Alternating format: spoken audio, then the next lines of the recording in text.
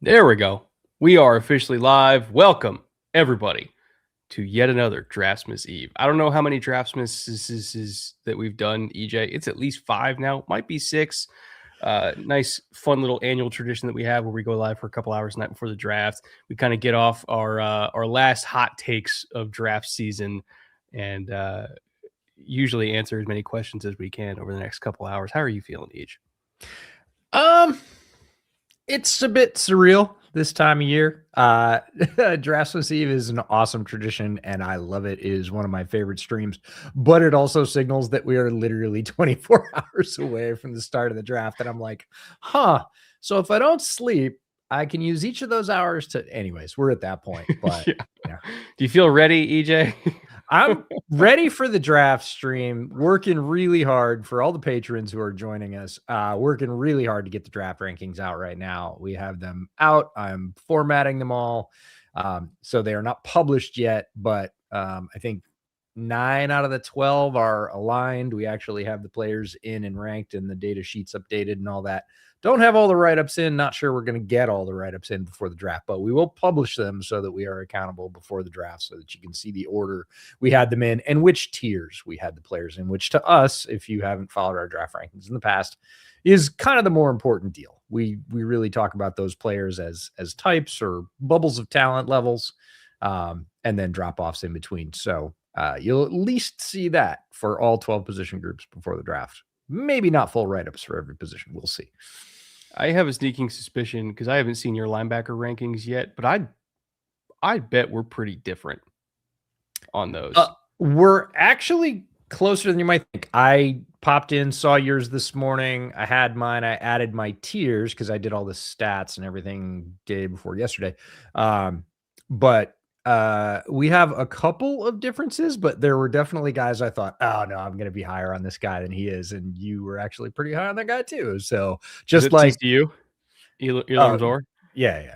Yeah. I had him as LB5 in this class, which I didn't expect going into it. But the more I watched him, I was like, shit, he's pretty good. He's pretty good. And he impacts the game on multiple levels, which is good. So he's a big guy. He's got size, which is rare in today's inside linebacker core. He can really fly. His time speed does show up on tape. So he's a big guy that can move. That's great. But his instincts are good too. And he actually rushes the passer more than most inside linebackers do. So he can affect the pass game. He's certainly good in his run fits, but he can also get pressures at his size and speed. And when you sort of add that all up, there's very few guys in this class that can do all three things as well as he can. So I think I was maybe 2 spots lower than you were, but we were both pretty high. Yeah, him and Golday, I was going back and forth with them pretty significantly. First question, because we already got a bunch of super chats, so I want to make sure we get into those as fast as we can. This is from Optic for 10. Thank you, Optic. Take 2, sending some dollary dues your way since I have to work and I won't be able to watch the stream or day 1 RIP, but I will be there for 2 and 3. Happy Draftsmas Eve. Go Crop. Thank you, Optic. Appreciate you once again. This is probably like year 3 or 4 for you. Maybe more at this point. I was going to say 2 and 3 is where the money gets made. Everybody watches 1. Everybody has analysts that watch 30 picks, right? 30 players. I saw a bunch of tweets today and they're like, if my team could get 2 players, 1 on offense and 1 on defense, it would be this one and this one. And it was like Jeremiah Love and their favorite. I was like, yeah, I'd like 2 top 5 picks too. That'd be awesome. Days 2 and 3 is where we really made the mark for our draft live streams and our draft coverage, and it's down the board. 3 is going to be interesting this year because, 2 is going to be very interesting. Day 2 is going to be fascinating. There's so many interesting storylines that we'll get into on day 2, but day 3, because the talent evaluation is so all over the board and it stays so consistent, it plateaus for so long. I would say well into the 4th round. We're going to see players that we maybe had an early 6th round grade on that go like early 4th, or that we thought, oh, I can't believe they're still on the board day 3. Like, what are they doing there in the 4th round? We always have 15 or 20 players like that. Sometimes there's a reason for that. Sometimes not. I was going to say, sometimes you send a text and you Find out why. You understand why, and you're like, well, wish I knew that a week ago, but thanks, guys. Would have been helpful, but some of those guys are going to go in the 6th, right? It is very much an eye of the beholder draft, and not everybody, certainly not all teams, and us compared to the teams, we're not going to see these players the same way, and it's going to cause some large distinctions from where they are on consensus boards. Jack is back. Thank you once again, Jack, for 5. Morning, both. Excited for another draft. Who are some of the names who are in this draft, but would have been better off either last year Last or year, next next year. year? What a great question. Drew Aller, if he came out last year, I think would go higher than Drew Aller to go Yes. this year for Yes. starters. So that, and the thing with Aller is he kind of got screwed by the portal last year because he had to make a decision before he wanted to because of how the portal schedule was set up, and Penn State was like pressuring him to make a decision, or else they were going to lose their other quarterback to the portal because the deadline to declare, it's either like during the playoffs or like right after the playoffs. They were middle of a playoff run, and then like the combine and all-star week is like a week after college championship, if I'm recalling correctly. Combine's like a month after. So it's like if you're going on a deep playoff run and you're trying to decide if you're going to come out or not as a true junior, the timeline is just all fucked. And so he decided to stay because he felt more comfortable doing that in the moment. But I think looking back on it, he probably wished he came out, because he very well could have gone in the first round last year. Yeah, if you gave him a time machine, I think he might make a different choice, as many people would for lots of life decisions, but it did not go his way. He is one of the guys that was riding a high. Like he a little bit, I think, is last year's Ty Simpson, right? Guy that at the time didn't have a ton of experience, had some good games, showed some real promise in some areas that NFL scouts really like. Certainly his arm, his size. He had some highlight reel throws. He had some this year, but not very many. He had a lot more last year. And again, when you went to his tape last year, because we sort of pre-looked at him before he opted out, and there's holes there. There's holes for every college quarterback, but there was a general feeling of excitement. Hey, if this guy comes out, there is not a general feeling of excitement about Drew Aller right now. There is somebody wants a reclamation project, go for it. That's the sort of general consensus. And that was not the case last year. So he's one. Ty Simpson, obviously another one. I think it's funny because it says better, right? Well, he would have more experience, and he maybe could even out some of those peaks and valleys, because Ty Simpson is the tale of two quarterbacks, right? First half of the season and second half of the season.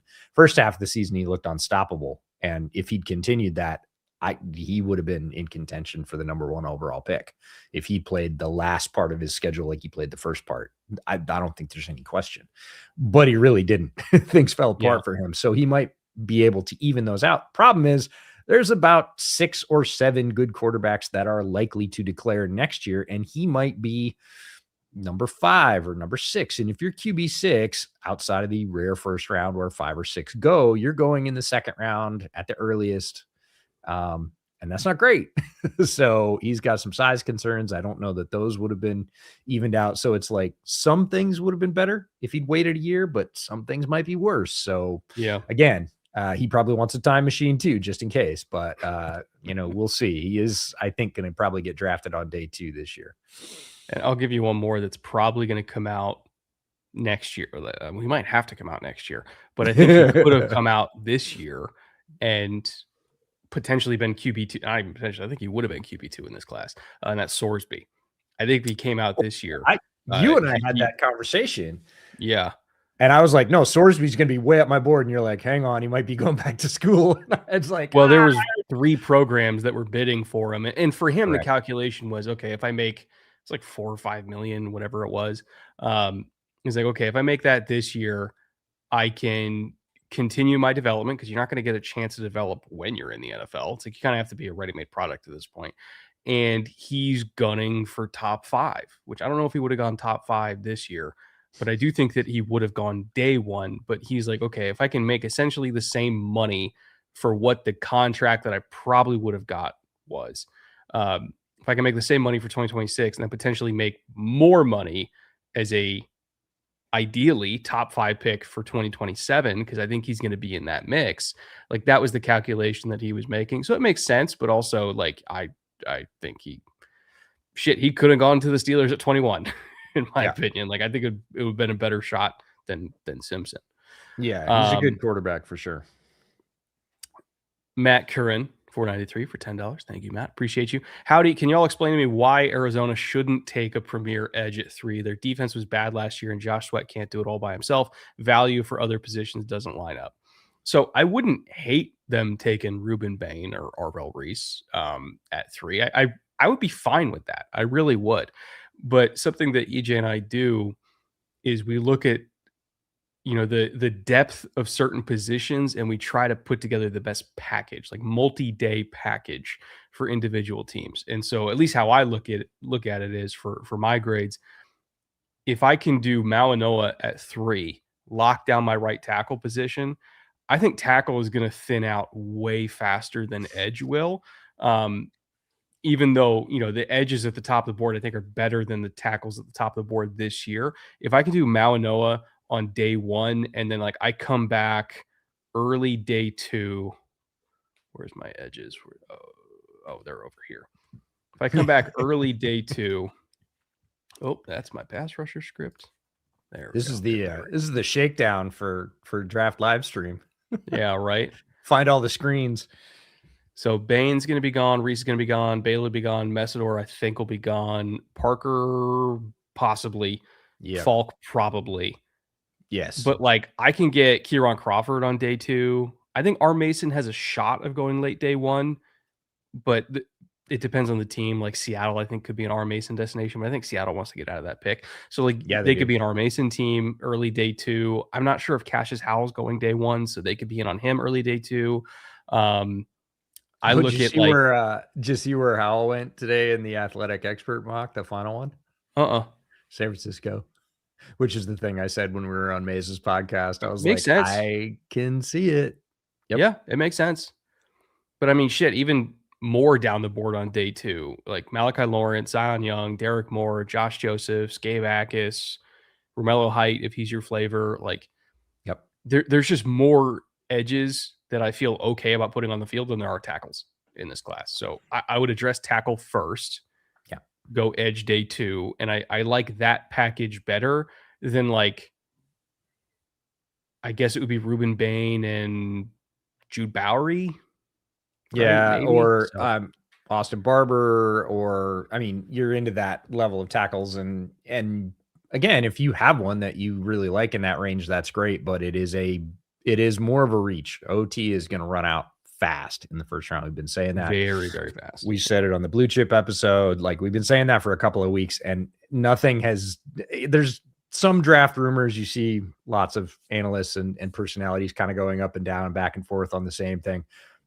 That particular one, offensive tackle, I've seen nothing that doesn't just absolutely strengthen that belief that it's going to happen, maybe even faster. And I thought it was going to happen fast.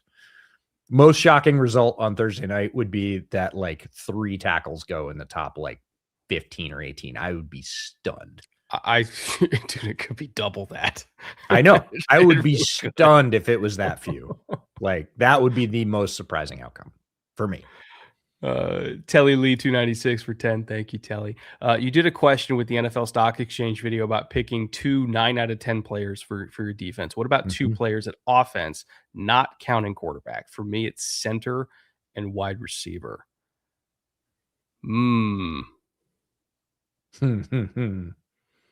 If we're not counting QB and it's 2 9 out of 10s for just offense,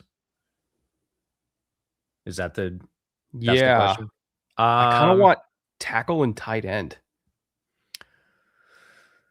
Because like a 9 out of 10 tight end, most of like that caliber of tight end, there's just so few of them for one, and like they're just complete nightmares to match up against. Again, the premise is everything else is at least above average. Yeah, like a 6. For me, it would be I still think if I have a right-handed quarterback, I still think I want a left tackle, and I want to. If we're talking 9 out of 10, I want a 9 out of 10 wide receiver, which would be a top 10-ish wide receiver in the NFL. I want a guy that because quarterback's out of the equation, we're assuming that quarterback is good or good enough or whatever. I want a guy that can get open. Like however he gets open. I want a guy that can get open, and I want a left tackle to give me a little bit of time. I would love to say center, but I think you can get away with a really good 6 out of 10 center. I think there's a bunch in this draft, as a matter of fact, that would, might be eventually a 6 out of 10 NFL center. And I think they'll have long careers if they do.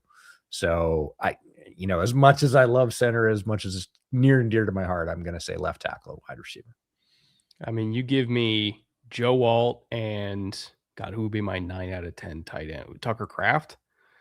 Like, give me Joe Alt and Tucker Kraft, because healthy Tucker Kraft, or like healthy young Kelsey, or Gronk is a 10. I'm not gonna say Gronk. Yeah.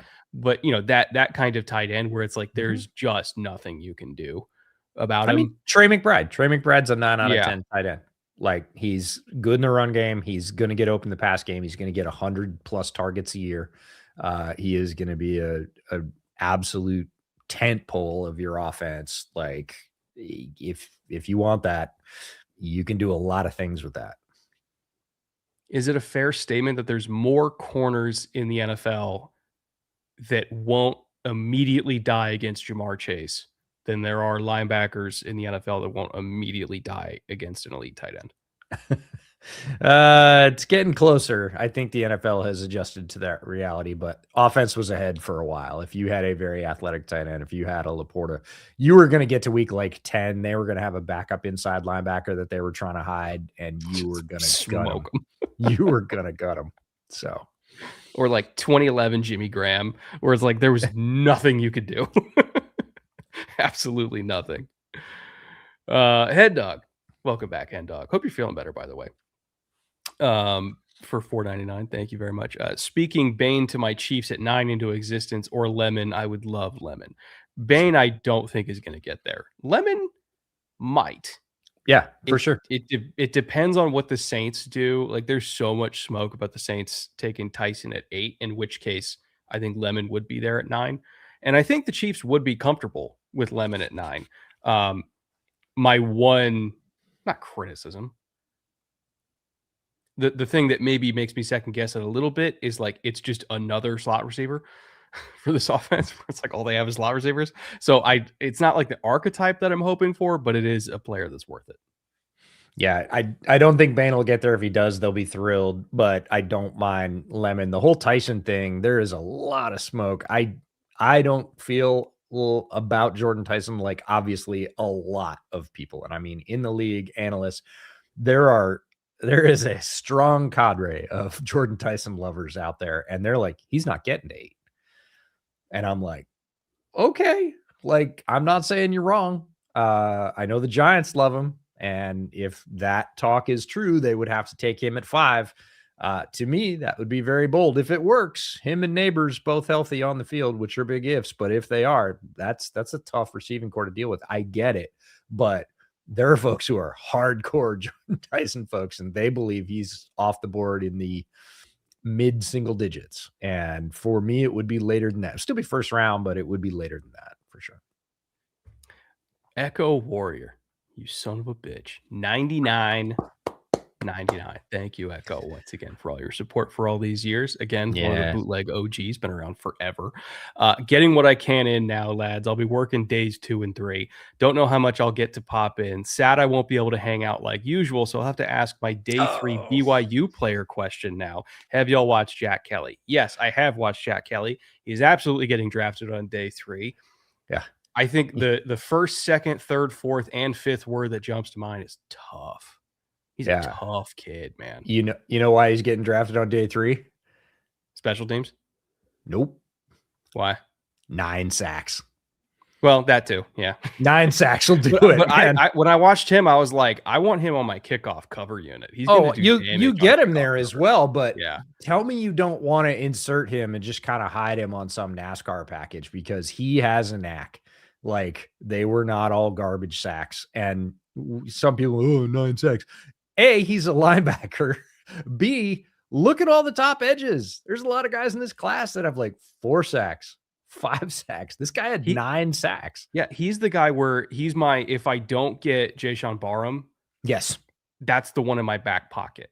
Yeah, he's the Again, backup I don't think Jayshon he's Barham. the same caliber of player, but like archetype role, Yeah. like that kind of thing where And it's like I want a linebacker that can rush.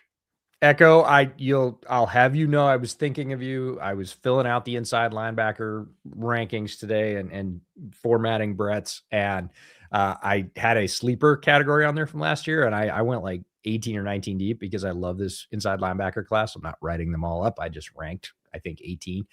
And I was like, God, I've got that's kind of all that's everybody. And then I looked at the list and I saw Kelly and I was like, Echo will love this. I'll put on Jack Kelly as the sleeper. And I put 9 sacks after his name. So there we go. I was thinking of you.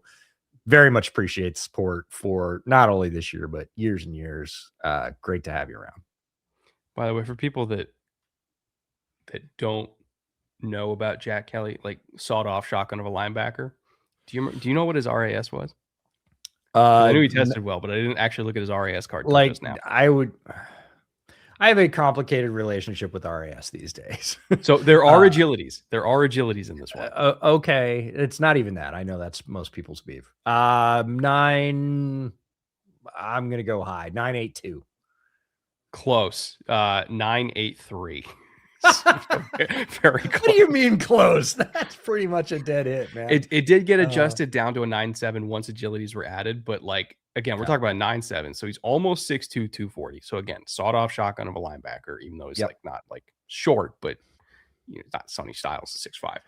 37 vert, 10.5 broad, 4.57 40, which again feels slow, but like historically speaking, that's pretty quick for a linebacker. 4.19 shuttle, 7.12 3 cone, which is more than enough, and a 1.6 1.10 yard split. Like he can move. I do think that he's stiffer on tape than the shuttle suggests.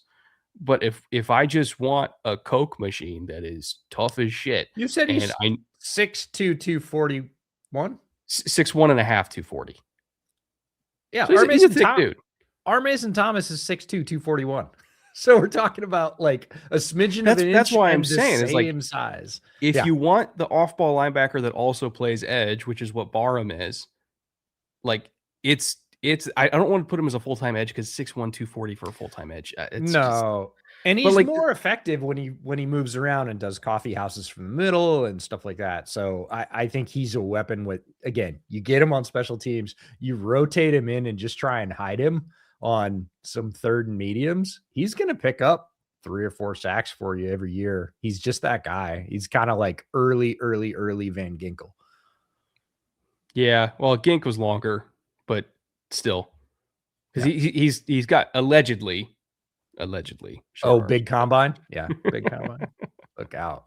Hang on. Well, I'll pull up something to figure out. You can keep moving on the questions so that we get to more.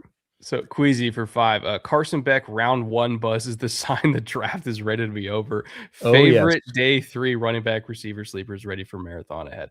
Yeah, Beck's not going day 1. I think it was Herb Street that said that, and I'm like, what favor did you owe to somebody? Because what are we doing? It really felt like that. I heard that first thing this morning, and then it wasn't from Herb Street, and then I heard Herb Street said it as well, and I was like, I sent it to you guys in the group chat. I was like, what are we doing here? Please don't make it stop. Yeah, we are ready to go to the draft at that point. He might not go till day 3, and we're talking about his arm is fried after surgery. You can see it on tape. He can't throw anymore. So yeah, it's rough. It's not fair or nice. I'm glad he made a lot of money in college. I really am. Like that's a good thing. That's what NIL is for, because he's a little bit like Quinn Ewers, right? He had this early success and there was a lot of hype and he played pretty well. Obviously had championship appearances, got hurt, and doesn't look the same. And Ewers is the same way. After the arm injury, he wasn't the same. Now Quinn's come back a little bit at the end of last year, which is nice to see, but it took him 2 years, 2.5 almost. So yeah, tough deal. As for day 3 running back and receiver sleepers, my day 3 running back sleeper, I'm a Jam Miller fan. I like him a lot. Are you really? Wow. There's one of us, and it's me. but I Yeah. do like Jam Miller, and then Jeff Caldwell, which I don't know how much of a Oh, yeah. sleeper you can consider him, just because he's a freak of nature, and everybody's like, "Oh God, you get him with a good receiver coach, and like you're cooking with gas." But I think he is going to go probably early day 3. But if he's not going to go to Detroit, but if he goes to that kind of environment where it's like you have one job and one job only right now, and that's to run the deep post and curls and slants, and we're going to work on everything else while you're just our post slant curl guy. Um, like what they did with Isaac Tesla, where it's like you're going to have a limited role, but you're going to be really good in that limited role, and we'll work on the rest as we go. They spent a third on him. I think Jeff Caldwell could blossom into being maybe what like MVS was supposed to be. The promise of MVS. No, my favorite thing about Jeff is if you talk to him, he has tremendous self-awareness. He's like, no, I'll tell you right now, my game is as raw as steak. I know it, but I'm not stopping. That's not stopping me. I am who I am. I know that sounds like Popeye, but like I am tall, fast. I have all the tools and I am willing to work. I know I'm not there yet, but I also know I'm not where I'm going to end up. Right. I still have room to grow. And I think that self-awareness from a young player is really, really, really powerful because it can unlock, willingness to be coached. It can unlock the avenue to go out and work with other people in different systems, whether it's a personal coach in the off season or whether it's your teammates once you get drafted, and just be a sponge, right? You're not coming in saying, I got to show them all how tough I am, how fast I am, whatever else. So I love that about Caldwell, and his physical gifts are undeniable. You want to talk about RAS, like start there. Jack Kelly arms at the BYU Pro Day 31.38. So yeah, which is about, I think, what he came in at combine. Yeah. So at least that one was consistent. Yeah. Big combine didn't short him at all. Coy Lauritsen. Thank you, Coy, for 5. You guys are my go-to draft content. Thank you. Appreciate that. Love your work. My question is why is no one else really high on Chandler Rivers besides me? Is it just size? Well, you're among friends. We both like Chandler Rivers. Yes, he's not the biggest guy, but he is technically refined. He is polished. He is ultra competitive at the catch point. I don't normally like, he's not a press corner specifically, but I don't normally like profiling guys that look like him to be press man corners in the NFL, because you're going to have to go up against like the AJ Browns of the world. But like, he's just so good at it. Right. And he's so experienced at it, and he's so refined with it. He doesn't like play like a true like jam style of pressing. It's really more like a soft shoe press or like a catch technique. So he's kind of like mirroring and then just kind of running with the receiver. He's not going to try to outmuscle you because he can't. He's not that big. But as far as somebody who is really good at always being in position, playing the route from the top down, he anticipates back shoulder balls really well. Like, he doesn't fall for shit at the line of scrimmage. Like, he's very, very disciplined. Like, I think he's a really polished corner, and, size be damned. I think he's very capable of being like a reliable CB3 in the NFL. And I think he's more balanced than a lot of the sort of shorter sawed-off corners we've seen in the past couple of years who have been agents of chaos around the line of scrimmage. Everybody wants one. Everybody has one. But, just don't look at that deep third coverage because it's not so good.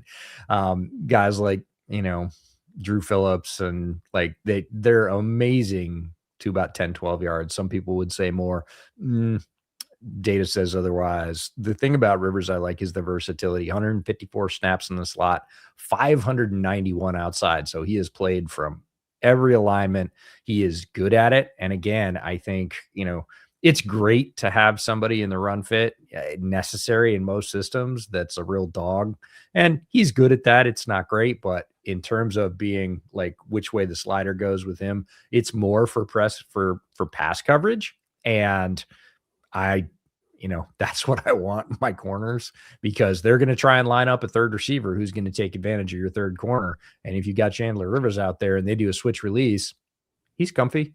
He knows where he is. He knows what his landmarks are. He's been out there a lot. He's fine with it. So I really like that about Chandler Rivers. And he's basically the same size as D'Angelo Ponds. So he's a little bit bigger, actually, a little bit heavier. Echo, you're killing me. I love you to death. $9.99 or $99.99. Once again, thank you, Echo. $99.99. We appreciate you very, very much. Last question, because I don't want to take away from others' questions. I was making a Zach Wilson highlight tape. Oh my God, are you okay?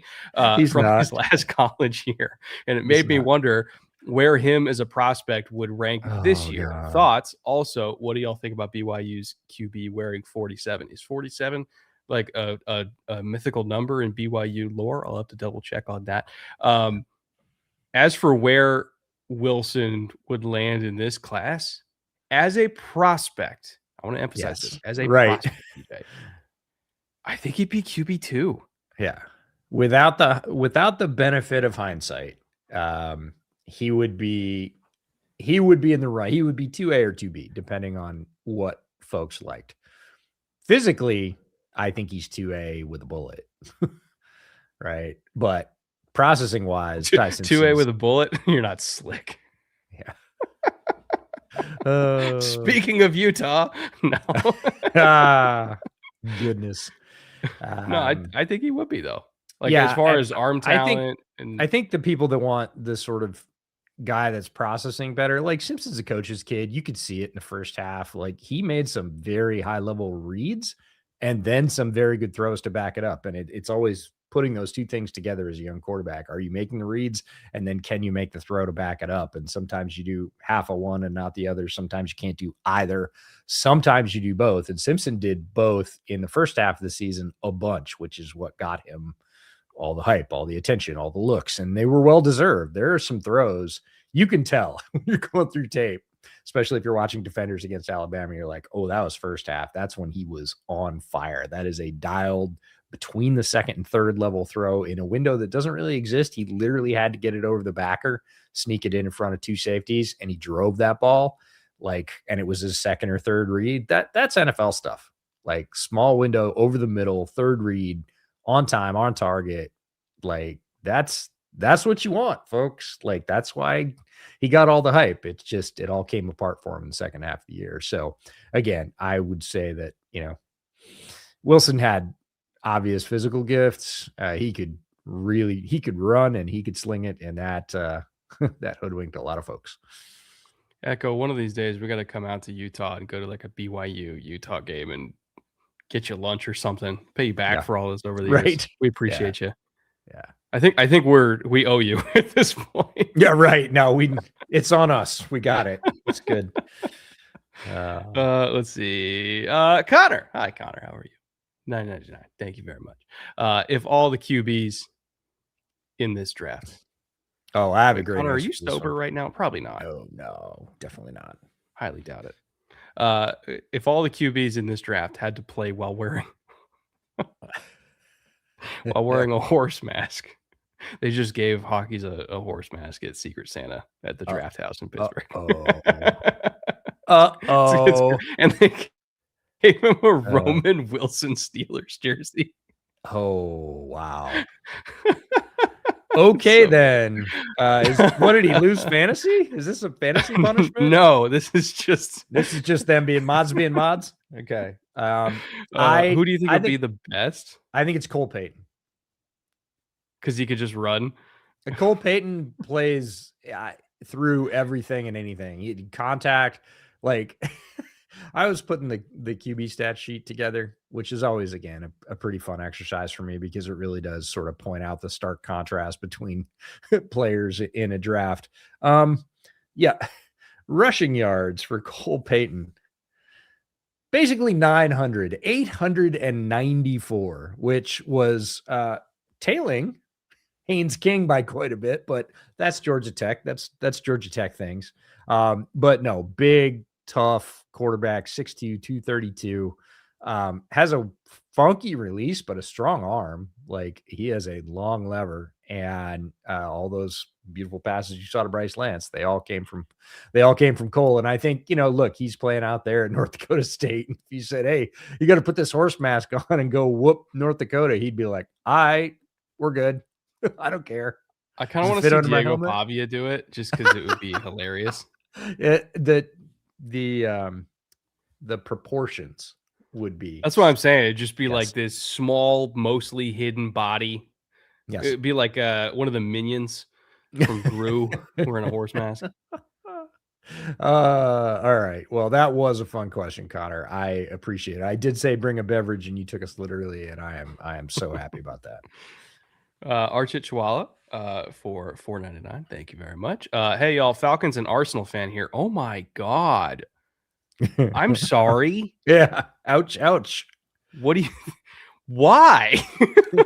What do you think the Falcons strategy will be in the draft, and who do y'all think they'll look at in the draft?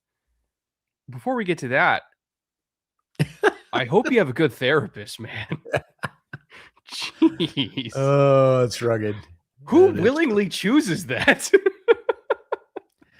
It might be hereditary. I would disown my parents. Yeah, That's crazy. You tried. You ended up with Houston and Chicago. So yeah, I've had several stern conversations with my dad about not working in Boston when I was growing up. Yeah. What do you think the Falcons strategy will be in the draft? Probably looking longingly at the Rams using their pick. But on day 2, that's where it gets interesting, right? Because we don't know what's going to happen with James Pierce still. Like we have no idea. It's possible that nothing happens. It's possible that we don't see him, right? Yeah. They had a much improved pass rush last year because of the investments that they've made. So there's 2 scenarios that have to play out in our head. It's what are we doing with James Pierce or without James Pierce? I wouldn't rule out edge if they think that they're not going to see James Pierce this year. Yeah. Whether by legal process or suspension or what. It's so crazy that certain teams, I'm thinking of the Eagles in particular, but there are others who are drafting a year ahead. They are drafting replacements for guys that are either they're gonna have to let go in free agency because they can't afford them or gonna age out or whatever it is. They're drafting 2 and sometimes 3 years ahead. Like Juergens, you could say was maybe even 3 years ahead. It's probably 2, but and then there are teams like the Falcons, and they are always reacting to something. Right, a failed physical for a quarterback, an off-field incident for a pass rusher. They're like, well, stuff just happens to them. Now we have this hole that we didn't expect, so we've got to use our picks because we literally don't have somebody to march out there that's NFL starter quality. You could say borderline starter quality, but like we want to compete. We obviously spent resources to fill that need with a better player. Now he's not there. And so there's proactive and reactive. And it feels to me like Falcons drafts for a while have been, at least at the top, reactive. And they might be again this year, even though they kind of tried to get out in front of it. They drafted 2 pass rushers last year, and they're like, no, we're going to solve this. By the way, that's a perfect segue to the Chiefs thing. All the smoke about Jeremiah over the Chiefs, even though they got K-Walk. He ain't going to get there. No, moving up to go get it. Yeah. So I'm not saying it's going to happen. I'm saying people have been talking about it. And at first I made the same face you did. I was like, what? That's crazy. And then I was like, think about Brett Veach. When he goes to solve a problem, think about the year they had all the offensive line problems. What did he do the next year? He shotgunned it. Shotgun approach, right? Cornerback, when they had to get rid of high-priced cornerbacks and go young, right? And trade down. What did he do? How many did he take? Right? He took 2 and a safety. Yeah. I mean, he was like, fix it. Right? So if he thinks he's fixing running back this offseason and he applies the same approach, he's going to go like K-Walk, but K-Walk might get injured. We had nothing basically in the running back room in terms of production last year. I'm going to fix it. And then that would make sense. And I thought of that this morning and I was like, huh. Because at first I was like, nah. And then I was like, It's like, maybe. I don't know. So I will say, back to the Falcons a little bit. If they're okay with their edge room, if they are comfortable with whatever's going to happen with James Pierce, and I'm not comfortable with what James Pierce did. I'm just saying, Right. NFL franchises tend Have to a not very different care. standard. Very different standard than you and I do, is what it is. Beyond edge, they, I really don't want Mason Smith to be my nose tackle. And I was a Mason Smith guy coming out. Yeah, I was gonna say we were on different sides of that. Rook is now a Jag, and I'm like, okay, I can get yeah, behind that. we kind of took a double L on that one. Yeah. Neither one's really worked out. Yeah. But luckily, there are like a million DTs that are going to go on day 2, and Yeah. so I'm And on to zeroing day in. 3. There's so many. Yeah, so I'm zeroing in on like Lee Hunter for them, Daryl Jackson, Caleb Proctor if they want more of a 3. Later on day 2, that's about the start of the range for like DeMonte Capehart, who, even though he only had about 150 run defense snaps last year, in just Boy. 150 run defense snaps, he put up a highlight reel against the run that I would put up against anybody. Like, Yeah, he's the flashes unbelievable power. with Capehart are like, man, if we can coax that out of him somewhat on the regular, he's gonna way outplay his draft status. I could see them being a Xavier Harris team Oh my as God. well. Oh, I didn't tell you this. I checked in on Xavier's med status with the team yesterday because I was working on our rankings and I was like, man, I just can't in good conscience put him up there if he's not going to be playing a lot. So I reached out to the team and said, how do you guys feel about Xavier Harris's medical file, short term, long term? That was the question. They responded, it's not a problem. Like, Okay, I'll take and that. I He's was a really like, exciting player. oh boy, is he fun. He is massive, almost 6'8", 330, and moves like he is 5 inches shorter and probably 25 to 30 pounds lighter. Yeah. He is a force when he gets going. And if he's healthy, yes, put him on my team. Absolutely. Let's see. Scrolling. Getting back to where we were. Wolverine 9993. Thank you, Wolf. Life or death, Bane or Tyson to KC at 9. Are we talking about who we would do or who we predict? Because I would do Bane at 9. I don't think Bane's getting there, but if we're just talking about grade, grade mixed with need, but just pretty much grade between those two players, is Bane a better edge than Tyson is a receiver? I give the slight edge to Bane. Yeah. Can't really go wrong, but no, you're both very good players, but like, again, you're not getting somebody even at the end of the first round with the second Chiefs pick that's as good. So yeah, I saw this one coming. Gibson. Brett, how do you feel that Darnell Wright turned out to be what you thought Tevin would be? I'm ecstatic because at least they got a right tackle. Right. Like, I'm not going to complain about that. Now, I will say, even for the people that were in on Darnell Wright, I still think he's exceeded what they thought he would be, because like, he's legitimately one of the He's an absolute beast. Let's be conservative, 4 best right tackles in the NFL. Well, now that Penny's moving over to left, 3 best right tackles in the NFL. Yeah, I would say 3, and a bunch of his play last year was with one arm, and he was still kicking the shit out of people. And it's just like, man, he's not even using one arm. You can see it on tape. He is literally olaying them with one arm, and he's still whooping really good pass rushers. And you're just like, okay, buddy, what happens when that heals up and you can go full boat? Like, you're right where we're talking about you. You're top 2-3 tackles, right tackles in the league. And they realized they made their mistake with Tevin. Took a little bit, but we got there. I made that mistake with Tevin as well. I am part of we. And they did, again, the shotgun approach last year when Ben came in. He's like, I'm going to fix guard and I'm going to fix center. Hopefully he doesn't retire. Then he retired. But still, like, I can't recall, other than Kansas City, a better 1-year offensive line turnaround than no, and we have to talk about Roshar, because Roshar is the reason. Like, they've had talent, they've had investment, they've had free agency investment, they've had a high draft investment. It has not worked out, right? Those players have typically not developed. Darnell Wright is the exception.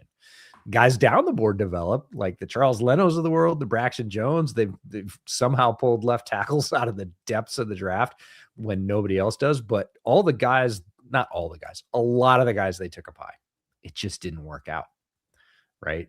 And nobody talks about Kieran. Yeah. Thank I'm a God. Gaji. I'm a Gaji. What? Like, no, I mean, it hasn't worked out. Dan Roshar shows up, everything works. And everybody's like, well, yeah, but you spent all this money. No, look at the playoff game, right? You start a guy that had like 4 snaps all year, and he plays a clean sheet against a playoff team.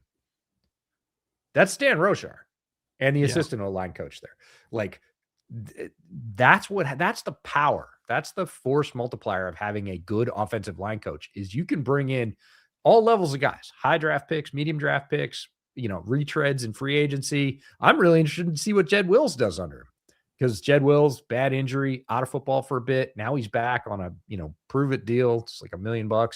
Like, I could see Jed Wills being like very good swing or better. And I'm excited to see what he does with Caleb Lomo. Yeah, it's because of I like you so much half less. Second there. You're like, yeah. I know. I was like, oh, Caleb Lomo. Oh, wrong Caleb. Oh man. Yeah, it's very possible that Lomo ends up as a Bear. Not my choice, but again, in Dan Roshar we trust. So Diego Cardona for $9.99. Thank you, Diego. Appreciate you. Merry Draftsmas Eve, gentlemen. In my opinion, Senquez Golson forever scarred Mike Tomlin and the Steelers of valuing nickels, especially in the draft. Do you think they'll finally begin to value the position? I think everybody should value nickel. I think it's hard to play well. Worry did. Yeah, it's hard to play well if you don't these days. Like that's DJ said that on our pod with him on Bootleg. He was like, hey, look, it's just hard to play in the league right now if you don't have one of those guys. He was talking about Jalen Petrie and Yamari and like guys that are really impact players at that position. He's like, you need one. Like if you don't have one, you're playing from behind right now. So I hope they do. Will they? Ooh, it's always tough to say what the Steelers will do as opposed to what they maybe should do. Yeah. Steelers fans and I are in constant disagreement about will versus should. Yeah. Diego, points for the Senquez Golston jump scare. I was going to say, I've not thought about that man. How many years? I did not have it on my bingo card for tonight. So I appreciate that. That's awesome. Heat Death 7 for $7. Thank you, Heat Death. This receiver class is loaded on day 2. Who's your guy's favorite day 2 receiver? Mine is a tie between Jeremy Bernard and Skylar Bell. Ooh, Skylar Bell's up there for me. Yeah. I love Bell, but I really like Bernard because I think they're two different players. For me, Jeremy Bernard is Debo Light, not from a physical standpoint, but from a deployment standpoint, from a versatility role comparison. From a versatility standpoint, he is Debo Light. They used him all over. They used him as a runner. They used him out of the backfield. They used him lined up tight. They used him lined up wide. He was a glue guy for that offense, and that's not a backhanded compliment. That is a true compliment. He really sort of tied the room together for Alabama. If you've got Big Lebowski fans out there, yes, that's a Rug reference. Skylar Bell, though, for me, gets the nod here because I think he is one of the best offensive players in this draft, not just receivers. I am very high on Skylar Bell. I mean, I'm a big Ted Hurst fan. I love the potential of Bryce Lance. Chris Bell. If Chris Bell's healthy, like the ceiling is sky high. Elijah Surratt, if you want like a power slot type, he's not going to play outside, but like a power slot, like a big physical. You know who's a huge Surratt fan? Who? Trev. He loves him.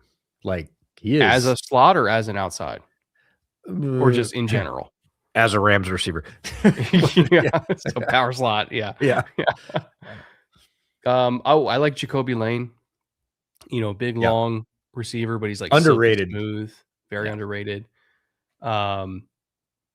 Stribling has had a crazy rise. Stribling was like a 5th, 6th round player when this whole thing started. And we know his agent. Molly has got Stribling this year. Molly's Stribling's agent? Yes. 100%. Yeah. Oh. I asked her at the combine. Well, shit, I should have asked her about him. Yeah. I said, who do you have? And, she they had a very nice slate this year. They had 5 guys, I think, and he was one of them. And I was like, oh, I mean, I actually like the rest of the slate as well. But like Stribling was solidly a day 3 guy when this whole thing started. And now everybody's like, I think Stribling's going like round 2. And I'm not saying he doesn't deserve it. He's a really cool player and he blocks his ass off, but he does a lot of high level receiver things that are going to help him win in the NFL already. He is not just a win with height, weight, speed guy. He is not a one move pony where he's the slant guy and that's it, all he does. He has versatility. He has route running chops. He's got good size. He's quick. He's got very good hands. He's tough and he blocks the living daylights out of. So I was like, ooh, yeah, this is the guy I'm going to snare on day 3 in all my mock drafts and look smart. Yeah, not so much. It's like early day 2 now, which is crazy. Yako Warner for 20. Thank you, Yako.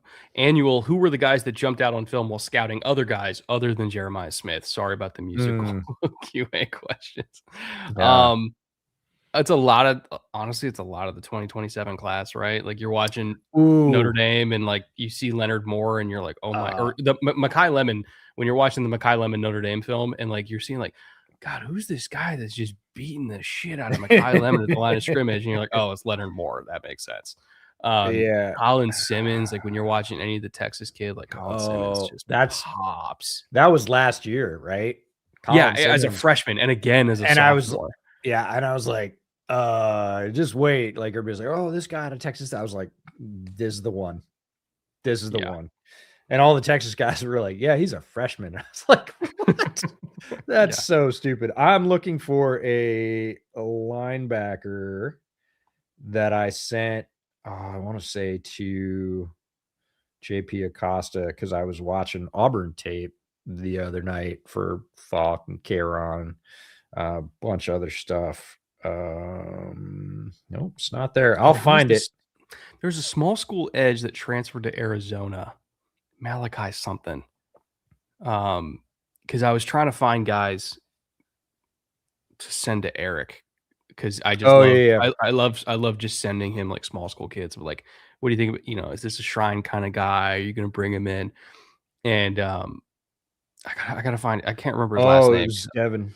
I blew him out of my brain when I realized that he was going in the portal. But Arizona ended up snagging him. It's like Malachi something. But I was watching him on film. I got like 3/4 of a game in. I was like, this kid's good. And of course he jumps up to D1. But God, I gotta Google who that was. But he popped it. He's probably gonna come out next year, I'd imagine. Right, I gotta find him. He'll probably end up being like a mid-round edge, but it's 17 for Auburn.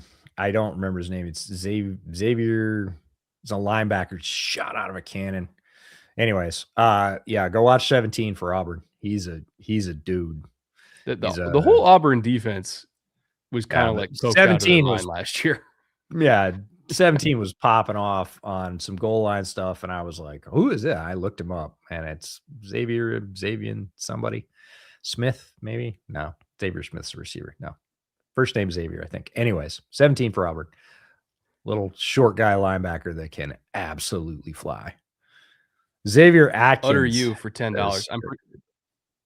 Oh, okay. I just watched the edges for Auburn. But it's one of those where it's like you notice the whole defense swarming and you're like, God, these guys are fucking playing hard. Mm-hmm. Utter You says, I'm predicting that Jermon McCoy is going to go to the Cowboys. I don't necessarily want him to go there due to injury concerns, but he's from Tyler, Texas, which I didn't know that. And this FO loves to draft Tylers in the first round. Wow. Oh, what a setup. That's impressive. Good. That is impressive. Wow. Oh, man. That's great. Utter You. That's tremendous. I did not see that one going. We should have paid you $10 for that one. That's awesome. Well, I did have him going to Dallas in my mock because if I was going to say doctor that can fix his knee, it's the Cowboys team doctor. So yeah, that is the deep drive to left right there of super chats. Echo once again for $49.99. Thank you, Echo. Outdoing yourself, single-handedly funding us for another draft season. We appreciate you. Did you guys get to chase Roberts this year, and how much did his Combine 40 affect your eval of him? I have it on good authority he was nursing an Achilles injury. Ooh, that's not good. And he wasn't planning on running, but that he decided that morning he was feeling good. You know what drives trainers nuts? When you decide last minute you're gonna run. I've heard three different guys. This is the first receiver, but one was an edge and one was a linebacker. Yeah, I think it was edge and a linebacker were the two other ones that come to mind first. And they literally, their trainers were like, do not run, wait for your pro day. And they got out there and they were warming up and the competitive juices started flowing and they were like, I'm going. And literally their trainers are like, their trainers and agents are frantically calling them on the field, like, don't do it. They put their phone down, they run. And of course they run a crappy time because they're not feeling as good as they thought they were. And like trainers, it's so sophisticated now with all the body tracking stuff. They know like this is not the day you need to be doing max efforts. Don't do this in front of the whole world. They say no. 19, 20, 21-year-old says, nah, I'm doing it anyways. And, then it gets done and they're like, oh no, sorry, I screwed up. And they're like, what do we tell you? So I hope he's good. I did watch Chase Roberts. 40 is never really going to be a thing for me unless it's like 4-8. Especially for somebody his play style, because his play style is I'm gonna climb the ladder and out jump you. He had like a 60% contested catch rate the last 2 years. So it's like I didn't expect him to be a burner anyway. Yeah. I just need him to be somebody who's gonna win at the catch point, like be like my wide receiver 4 that makes 3 catches in a game and they're all important. Like, yeah, it's so hard for me to count on those guys. And the other guy that's like that in this draft is CJ Daniels from Miami. yeah. Doesn't Yeah. separate at all. Can't separate to save his freaking life. Cannot miss in contested catch situations. That guy's hand-eye and high leverage situations with like a guy in his face clawing at the catch pocket is unnerving. He's like Neo. He just doesn't miss. Like he always comes down with it, no matter what kind of garbage happens on the way to the ground. And the first time you go, oh man, he got lucky. That's nobody makes that catch. And then he does it again. And he does it again. And he does it again. You're like, A, he doesn't ever have separation. There's always somebody on him at the catch point. And B, he always comes up with it. So I don't know what to do with that. Well, that's the thing with Roberts is like he had like it was somewhere between 25 and 30 contested catches, which is a ton. The last couple of years. Like that's absurd. Now, again, what does it say if you have that many catches that are contested? It means you're not really a great separator, but he's good at it. Yeah. So if you're gonna win that way, win that way. Kyler Ronald. Wait, Kyle Ronald, not Kyler Ronald. Like Kyle Ronald for $20. Thank you, Kyle. I feel like the Titans have good wide receiver depth with DK and I Manor, but no real high-end guy. How late in the draft would it no longer be worth taking wide receiver to help Ward, since it would just be another depth guy? I don't know. In this class, there's some really good ones that they're starting to sort of self-sort and self-level. Guys like Stribling, who were, sneaky, really good day 3 values, are now kind of prominent day 2 values. Yeah. But there's so much. I mean, again, wide receiver, you got to play 3 or 4. So there's no guaranteed number ones in this class anyway. No, but so really, you want to swing for the fences with somebody like a Jeff Caldwell who like just has crazy upside. Yeah, if we're talking about pick 100 is the line between day 2 and day 3. So the line between round 3 and round 4. Here are names currently on the consensus board after 100. Deion Burks has a lot of fans. I'm not one of them, but Jacoby is at 109. Jacoby Lane, talked about him. Brennan Thompson's at 110. Brennan Thompson, not the most versatile receiver, but he is more effective. He is not just a speed guy. Josh Cameron at 150. Love Josh Cameron. Caldwell at 168. Kevin Coleman Jr. 170. Sign me up. If he's there and the Titans have a pick, that's a guy that can play slot right now for you. Like, third or fourth, right? You go to 4 wide receiver set. Kevin Coleman will win against their 4th corner right now. He's been doing it in the SEC for years. Cyrus Allen, a guy that's a lot like him, Jeff's teammate from Cincinnati, 172. Reggie Virgil. Okay, now Reggie Virgil territory, I will give you, is just another guy. So from like 100 to like 170, 172, which is like where Cyrus Allen is, if you're talking about a 3 wide receiver set, those guys could play as rookies. Like, again, I mean, as far as like matchup weapons, the true answer might be the day 2 tight ends. Yeah. right? So like And Stowers, early day 3 tight ends as well. Again, a very deep tight end class. There are guys that are going to go. I'm going to pull up the consensus board for tight like end. And Jolly, right? As like a yeah, move tight end. Jolly's okay. Roush is 108. So he's day 3 on the consensus board. Jolly's 114. Raritan's 126. There you go, right there. I think Roush and Raritan both go day 2 though, because I they can think block. I think Reardon's going to go higher than 126. Triggs at 140. Oh, Jack Endry's at 155. Let's go. Let's go. Jack Endry's wildly underrated tight end was Fernando Mendoza's tight end at Cal, interestingly enough, and then transferred to Texas. It was funny. I was watching his Cal tape, and it was Fernando Mendoza, the Indiana Cal / Indiana quarterback, throwing to Endry's, the Cal / Texas tight end, and he was defended by Bishop Fitzgerald, the North Carolina safety. North Carolina / USC safety. So I was like 3 guys involved in a play who all went to other schools the next year. Welcome to the current NIL landscape. You know who I would do a dart throw on? Because again, I think for the Titans, like their answer is going to be dart throws. I don't think that they're going to be able to get any short things with just where they're positioned in the first couple rounds. Sure. My non-receiver dart throw is an EJ Snyder special. Ooh, let's go. John Michael Gillenborg.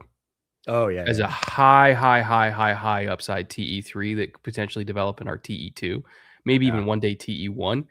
We're talking about somebody who is a freak athlete. He is 6'6", 250, runs 4.6 flat, 1.60 split, 35 vert, 10.8 broad with a 4.22 shuttle.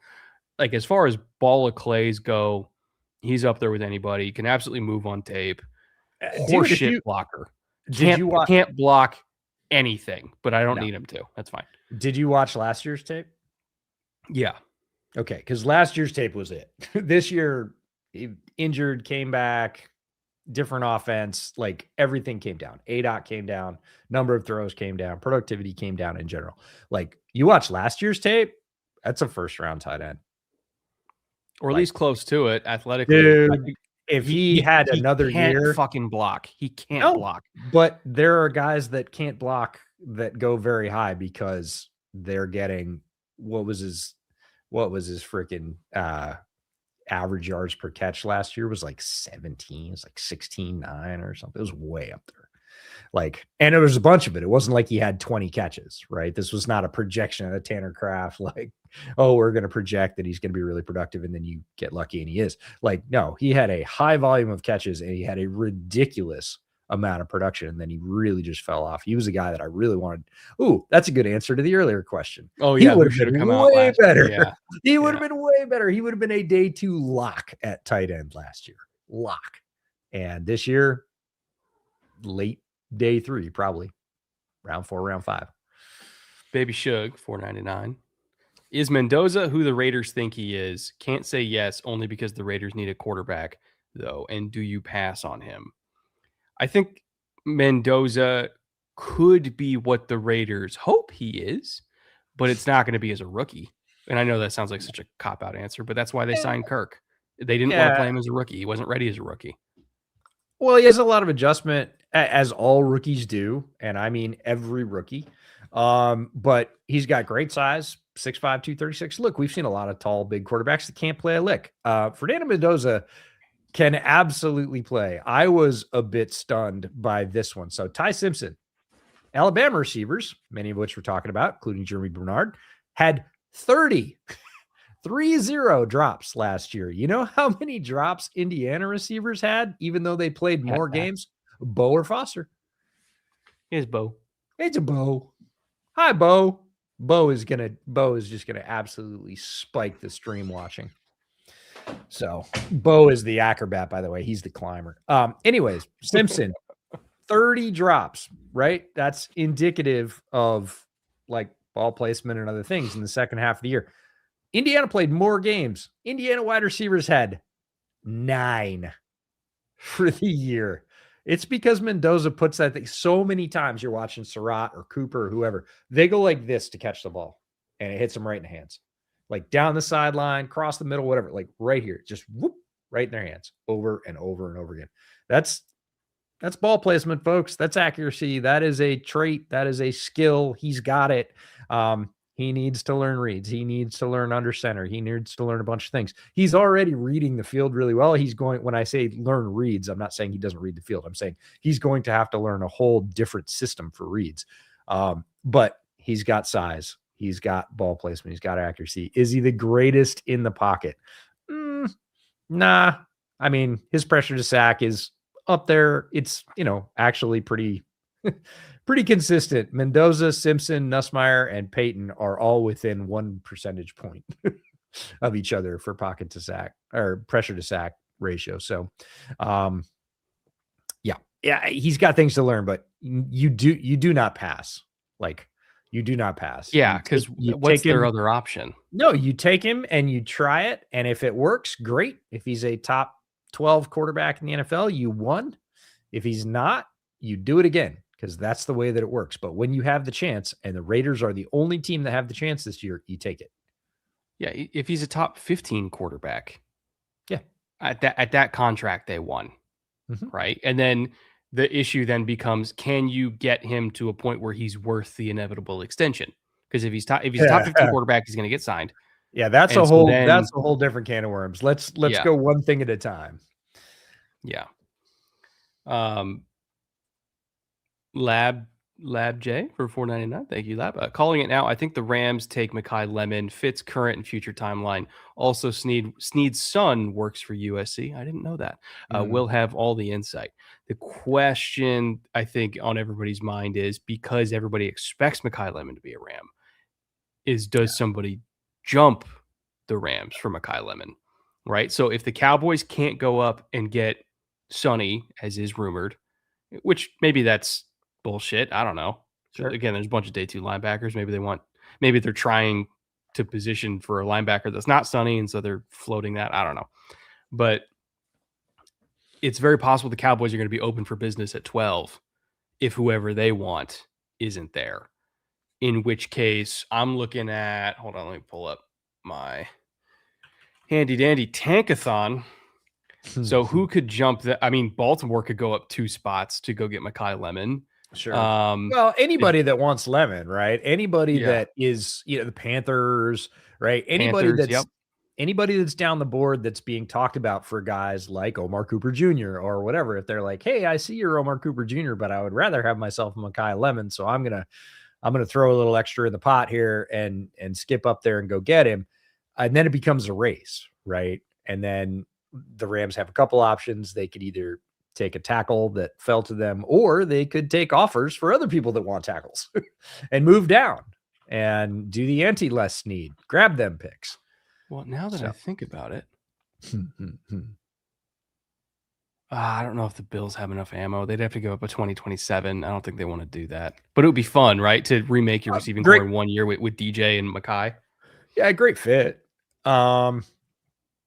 Yeah, very tough player, is going to make those contested catches late in the year across the middle of the field that you just need sometimes to convert that 3rd and 12.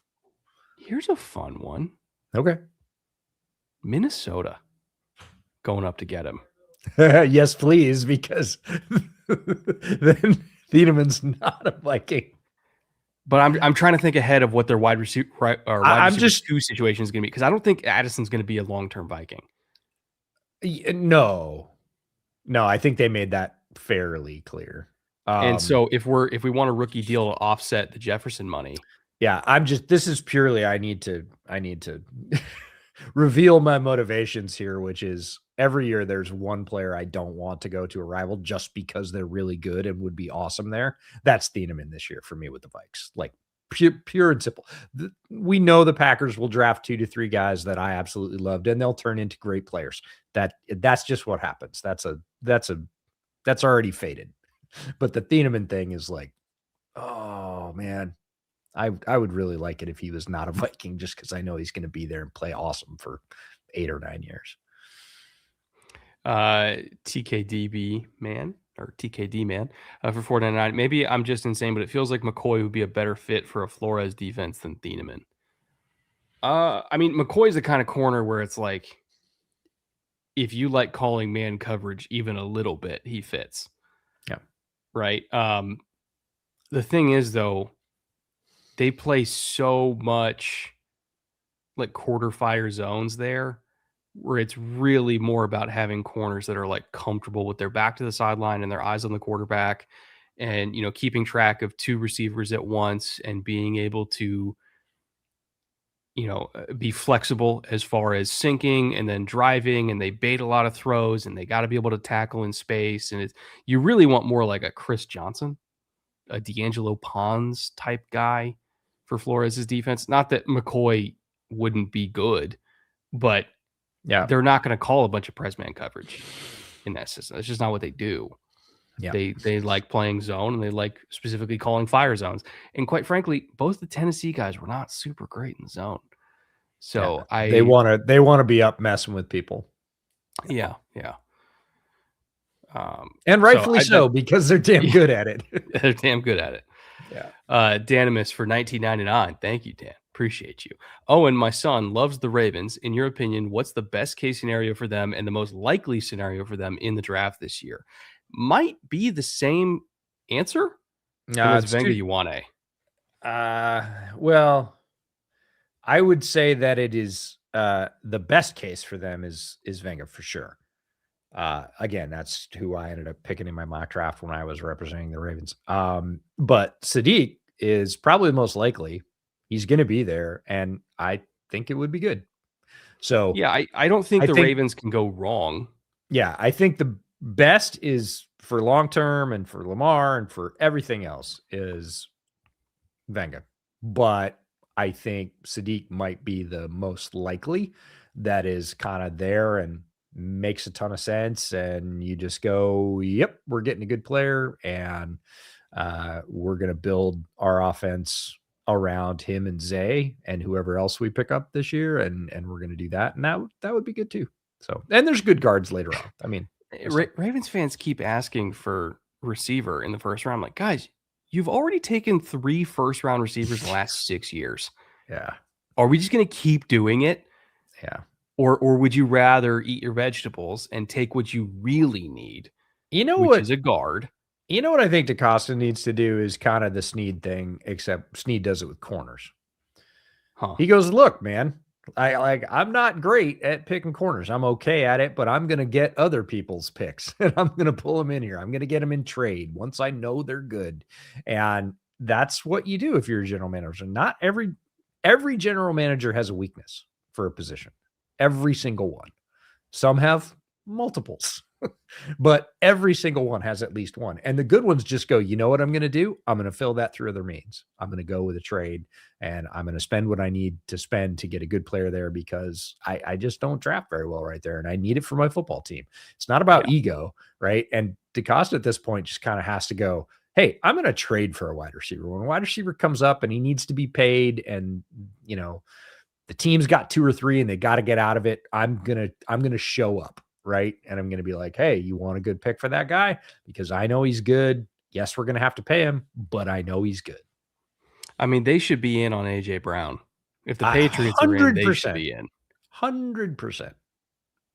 I say this without even looking at their cap situation. I don't know what their cap situation is. So maybe, the Patriots can handle it. Maybe the Ravens can't. I don't know. But yeah, when those guys come available, you should do it. They should have been in on Pittman. Like, Pittman is a better version of what they wanted out of Bateman, right? Yeah. So you just have to realize, hey, we've spent a lot of capital here and it hasn't changed anything. We got to do something different. Darth Yoda 11 for $5. I know Marcus loves Keith Abney to the Packers. Who do you guys think screams Packers for 52? I'll tell you what, 52 would be early for me for Abney. But as far as I acknowledge I'm just lower on Abney than most people are. As far as who I would like for the Packers at 52, I still would probably stick with a corner, because my God, they need a corner.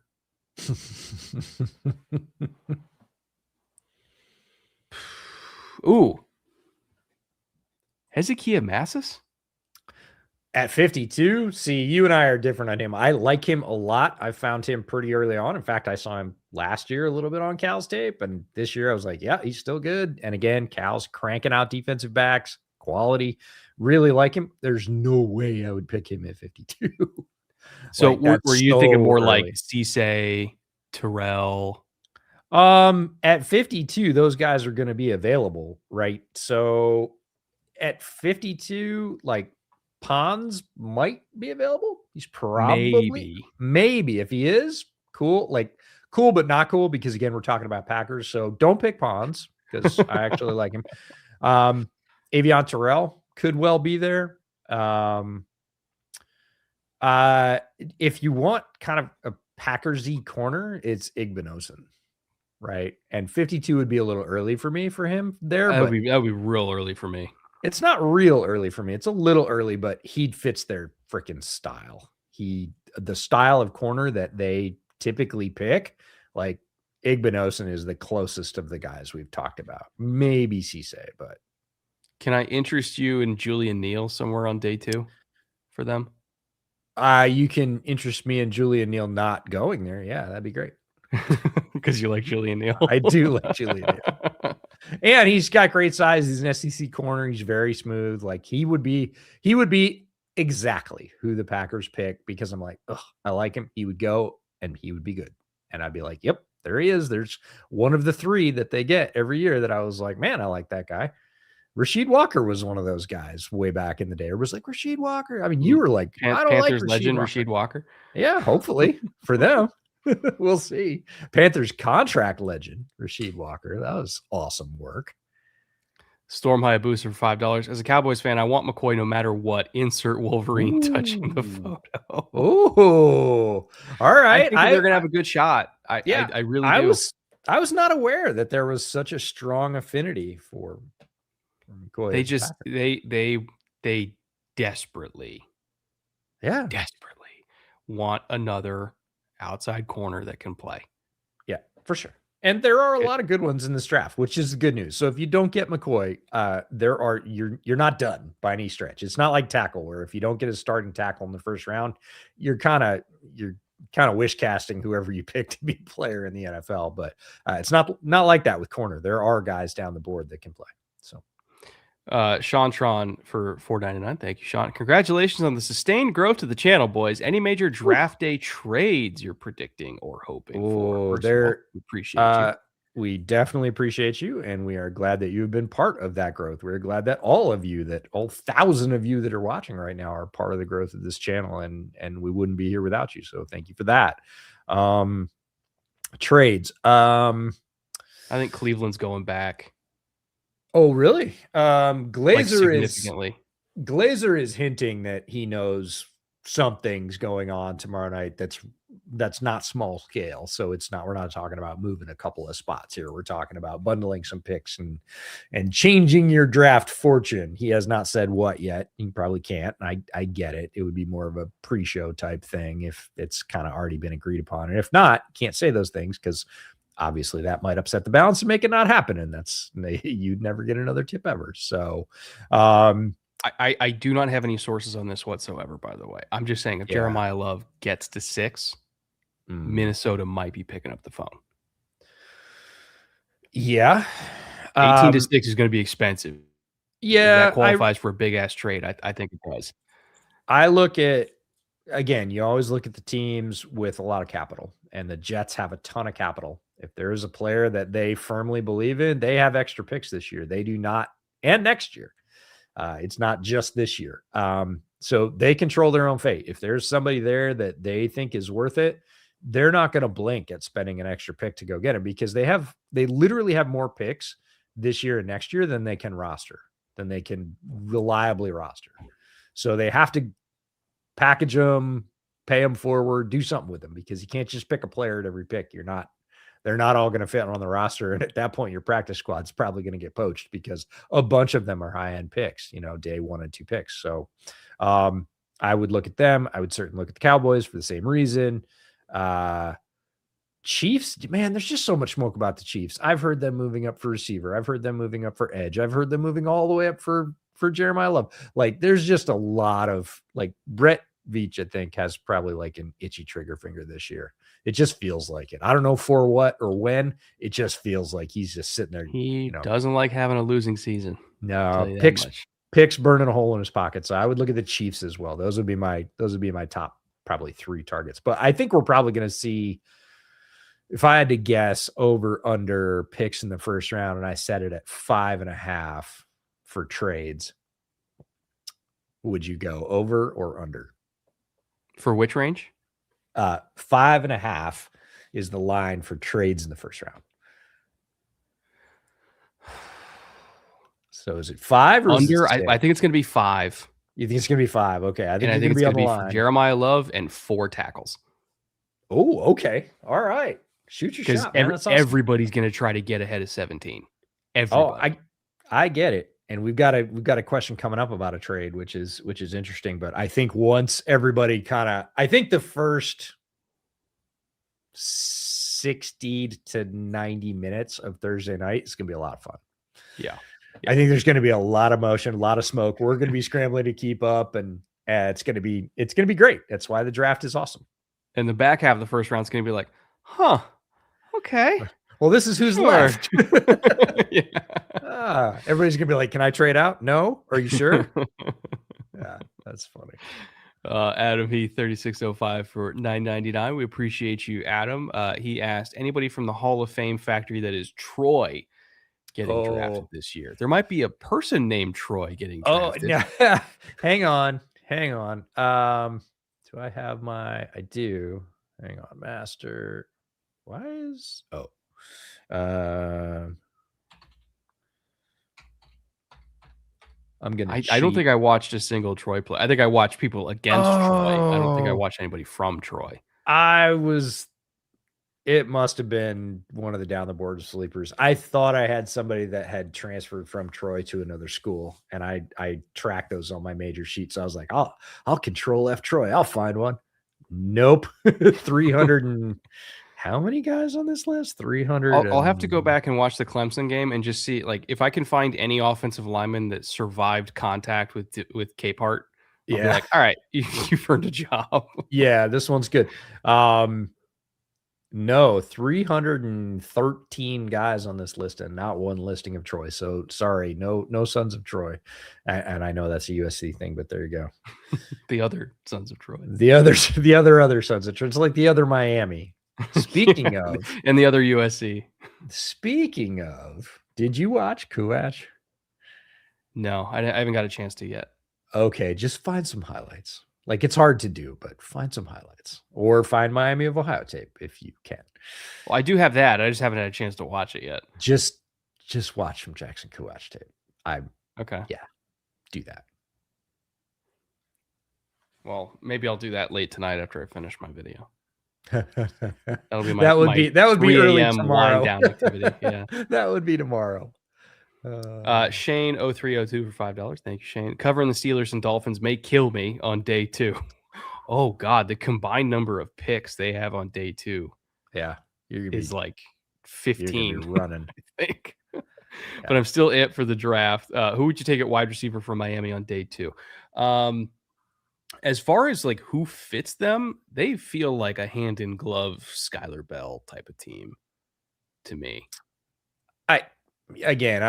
He's one of the most scheme agnostic players in this draft for me, because he can play inside, he can play outside, he can win off the line. He's not great like deep. Like if you're a pure, he's got ball skills, he can win. Yeah, he can. It's his, I would say, the weakest third of his game. If you're talking about 3 ranges, short, medium, and long, like down the sideline is the weakest, but it's not weak. Right. It's just he's so much better in short to medium. And again, inside, outside, in breaking routes, on the sideline, body control, contested catch, winning off the line, winning at the break, winning at the catch point. He's a rare receiver that can win at all 3 phases of the route.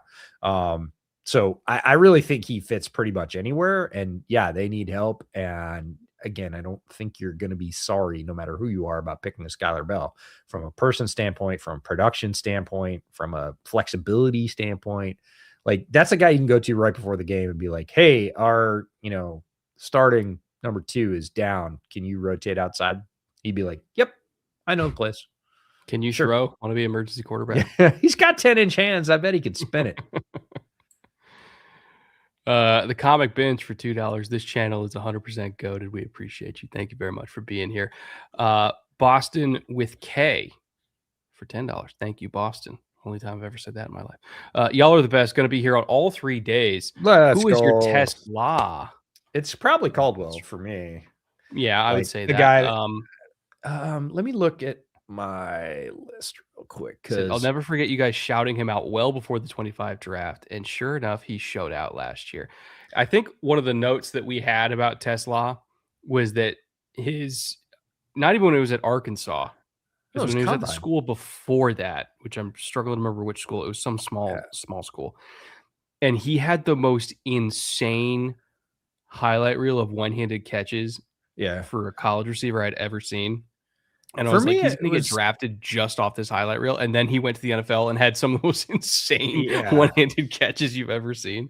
The thing that everybody says the combine's useless, right? And I push back on that all the time. And yeah, a lot of the testing is useful, but not it. People lean into the testing too much. What's really useful at the combine is the field drill stuff. Yeah. And watching him, being right next to him on the field, I was like, I didn't watch this guy because I didn't think this was in there. There is obviously more than was used at Arkansas, right? So I went back and watched the Arkansas tape, and I was right. The Arkansas tape, very few flashes. He had like 30-something catches, and, you know, there were a couple, but on the field consistently, back to back, it's like, oh, this guy, gauntlet drill, right?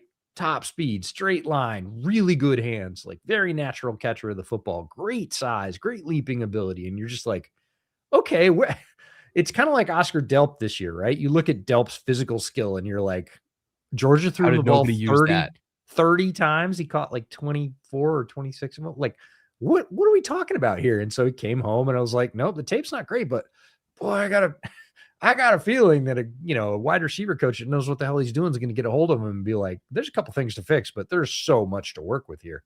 And Detroit did it, to be fair, way earlier than I thought anybody would, even though we were backers of Isaac Tesla. This year, Stribling would have been it, but now everybody's talking about Stribling. Can I Caldwell, go for a receiver? Oh, yeah. Oh, yes. That'd be fun. Max Clare. Talk about underutilized at Ohio State. Like, I get it. They had other guys there, but like, I like this category. Anywhere else? Yeah. Anywhere else. And he's having a great year. I thought he was going to be average before I watched him. And then I watched him and I ended up saying the same thing I said about Delp, even though they used Clare more. I was like, what can't he do? Like, he can do anything. He just happened to be among a bunch of superstars. So he was 4th or 5th on the pecking order. He's a great player. Like, that's just excess. Having a Max Clare and not using him. Okay, sure. Ohio State, whatever. But I love this category. Let's not use wide receivers. I'll give you one. Adam Randall. Ooh, that's a fun one. I see what you're saying though. Adam Randall, former wide receiver, who, if you watch his this is why you watch more than one tape. If you watch his early season Clemson tape, you're like, oh, I don't know what they're doing here. He should go back. But like by November, you can also say that about most of Clemson. Like they were dog shit early in the year. But you watch him specifically, and about 2/3 into the year, there's a game, and he starts making like cuts. You remember when Cordell Patterson got moved to running back? Yeah. And for like a year and a half, it was like, this is a bad idea. And then like Happy learned how to putt. He learned that he could like throw the brakes on and make a cut. And he was so physically gifted that you were like, oh, geez, that's Randall. Like, Randall is just starting to crack open the vault on running back skills. And he's so physically talented. He's a great wide receiver. They threw him like 36 passes this year, and he caught most of them because he's a former wide receiver. So he's way better in the passing game than most running backs are, but he's starting to figure out the running back thing, and he's big and he's fast. And it's like, okay, look out. Like, and he can play special teams. Like, so I would say Adam Randall. Adam Heath, 3605 for $19.99. Thank you, Adam. Am I crazy for liking Skylar Bell in rounds 2 to 3 more than Lemon in round 1? first of all, I don't think that's crazy, but I think it depends on who you're taking in round 1 instead of Makai Lemon, right? Yeah, sure. So if you're taking, let's say, God, who would be like if you're taking like Caden Proctor over Makai Lemon because you're like, yeah, but then I can come back and get Skylar Bell, I would question that. But if it's like a Caleb, if Caleb Downs is a target of opportunity for me, or if Mansour Delane is a target of opportunity for me, and it's like, I like Makai Lemon, but I know I Love can the get other Skylar player. Bell on Yeah. day 2, and I can't get anything close to those Yeah. guys on day 2. Like, Yeah. that's where it makes sense to me. Right. If it's an offensive tackle, the positions we've talked about that are going to run out more quickly, then it makes perfect sense because Skylar Bell is not much of a letdown. He is not quite the player Makai Lemon is, but he's not far off. And I feel that way about several players in this draft. Pregnon's one with the difference between him and Iwane. Like, yeah, there's a difference, but it's not near as big as a lot of people make it out to be. There's a bunch of inside linebackers like that after the unicorns at the top, right? There's a bunch of people like, oh, like the CJ Allen fans. Oh, he's. I'm like, you could go 4 or 5 linebackers down after CJ Allen, and the drop off is, they might be better. They're probably better against the pass than CJ is, but the drop off in all the things you like about CJ Allen, the run fits and the instincts and the hitting, they're still there, like 85-90% of them. So. The amazing Ard for $20. Hey, fellas, really looking forward to spending draft day with you tomorrow. I'm a long suffering Cards fan who hasn't had the time to follow draft season this year. What would be the ideal first couple rounds for them? So I would say if you're hitting tackle and edge back to back, so if it's Mauanoa at 3, and then I come back and I hit again, we talked about like our Mason Thomas for them. Early in round 2, or like a Cassius Howell, or Yeah, maybe a if they little come bit. back and they get one of those guys, if they pick up Cassius Howell, Malachi Lawrence, or Mason Thomas, whichever flavor they want, if they want Yeah. more rusher than edge setting end, which would be the Zion Youngs of the world or the Gabe Ackuses of the world. So if you do that, if you get the tackle of your choice at 3 that you like, whether it's Mauanoa, or if you're worried about the back, somebody else, because you literally have your pick of the board for tackles, and then you come back and get any of those 3 guys, Howell, Lawrence, or Mason Thomas, that's a very strong start for the Cards. Yeah. I would consider that a success, right? Or if like there's a different target of opportunity and you can't pass it up at the top of round 2, you still got like Kieran Crawford in your back pocket, like later on day 2 for edge. Like there's going to be a bunch of day 2 edges that you can pull from. Yeah, that are all fairly close to each other. Yeah, the other thing about the Cards is they are hammering the phones right now trying to get out of 3. They want out of 3 so badly. It's the worst kept secret in draft circles. Like Arizona is like, fire sale. We whatever you want, make us an offer. That's half the reason why I feel like the Jeremiah Love stuff. Yeah. Which I know apparently Bidwell wants Love. The reason why I only like half believe it is like they might be trying to bait people to come up and get Love. Well, sure. And the other thing is, if you can get a pick for that, right? And maybe it's not people that want Love, but maybe they want somebody else. Like maybe somebody's a crazy David Bailey fan, right? And they just can't get away without him. They think he's the guy that's going to turn their defense around. Whatever it is, if Arizona can pick up extra picks for 3, they're not going to move back super far. It's not going to be like 3 to 25, right? It's going to be 3 to the top half of the draft.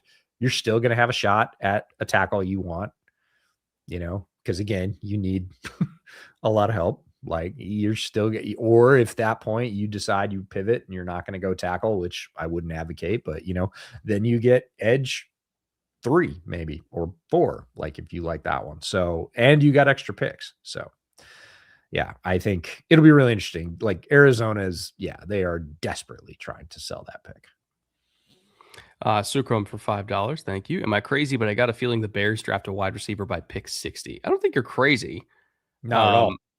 I don't think you're nuts at all. Because they're not really insulated from injury whatsoever.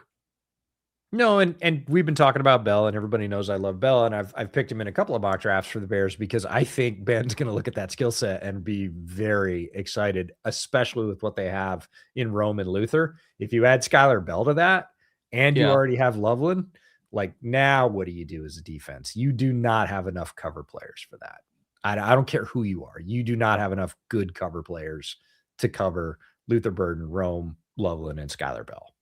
Not to mention maybe DeAndre Swift out of the backfield. Like you just don't. Yeah. So I can see them being a Chris Bell team too.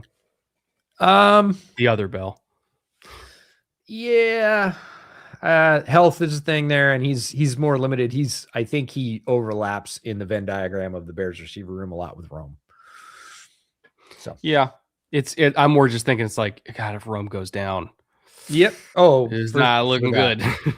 For sure. So yeah. C Dignen 7 for 99. If the Eagles traded AJ Brown in their first, if they traded AJ Brown and their first for a higher draft pick, I don't think they can, like financially. I don't think they can on draft night. I think it has to be post June 1.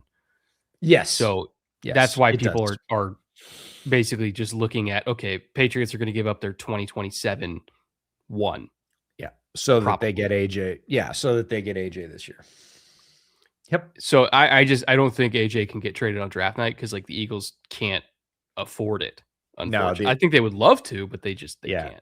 The acceleration is not what they need financially for sure. I said also AJ's like fine wine. Love this French fellas. There we go.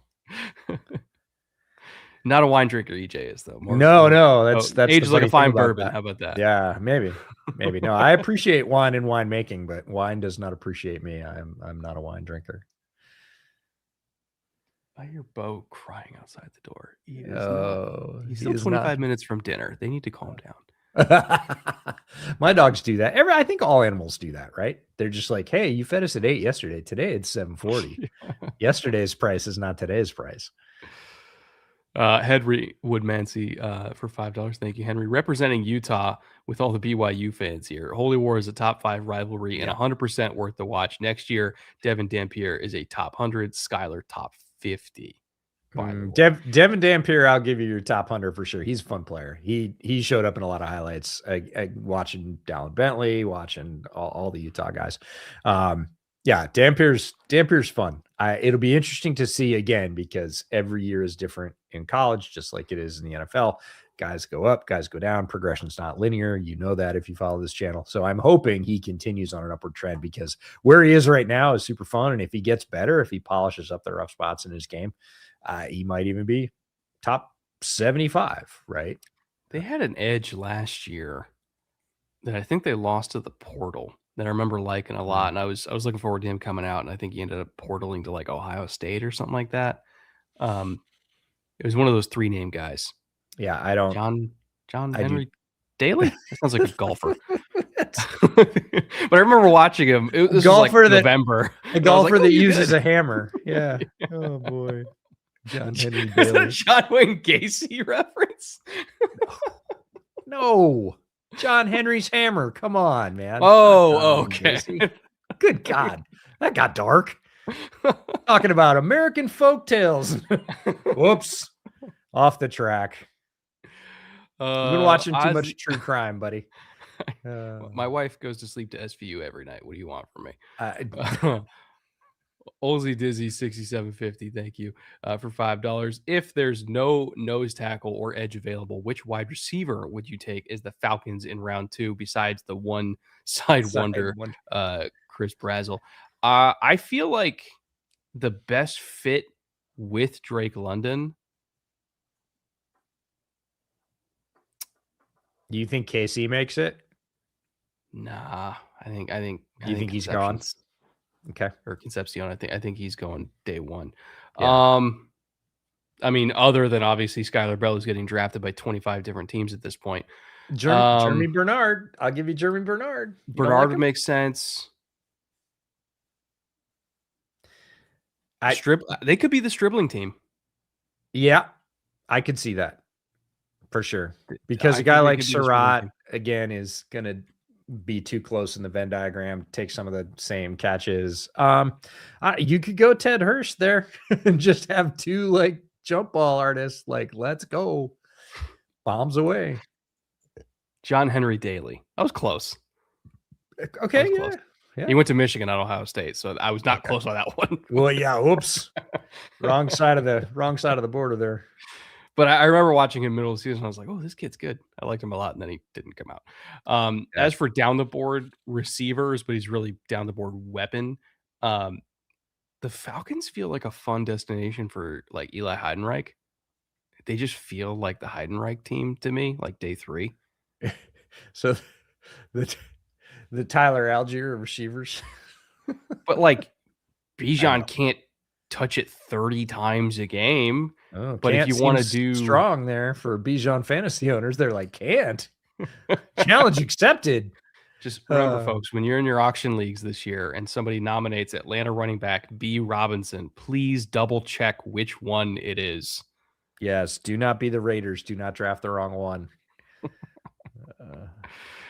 No name for $9.99. Thank you very much. Much love from Ireland. What do you think the chances of the Raiders, speaking of the Raiders, trading up from the top of the second to the bottom of the first are, given they're not preserving picks to grab a quarterback next year? So it would have to be for a position that they want to get a 5th-year option on so they have a better runway for contract control, which to me is really just 2 positions. That's wide receiver and edge. So if, huge if, Omar Cooper Jr. drops, I could see them going up to get Omar to keep him with Fernando while also having 5 years of contract control on a very expensive position group. Yeah. They could also be a Keldrick Falk team. I could see that as well. But if they're going to come back up, it's one of those 2. Yeah, he's not making it to the bottom of the first round. Falk, how high do you think he goes? I don't know which team, and that's the part where it gets fuzzy. But when I look at who he is and where he played, it's not about what I like, right? There are things about Falk I don't like. But if I just kind of like put a mask over my preferences, I'm like, dude, 6'6", damn near 280, really good first step, bend, tons of power. Those guys don't make it to 28. Like if he was a complete head case off the field or something, which he's not, by all accounts, I have nothing on Falk. He is a clean sheet, medically clean sheet off the field. That much talent, played at, the best conference in the country. Like I agree the gap is smaller now, but still, like those guys don't get it. Like that's who people bet on. They bet on traits, and he is chock full of traits.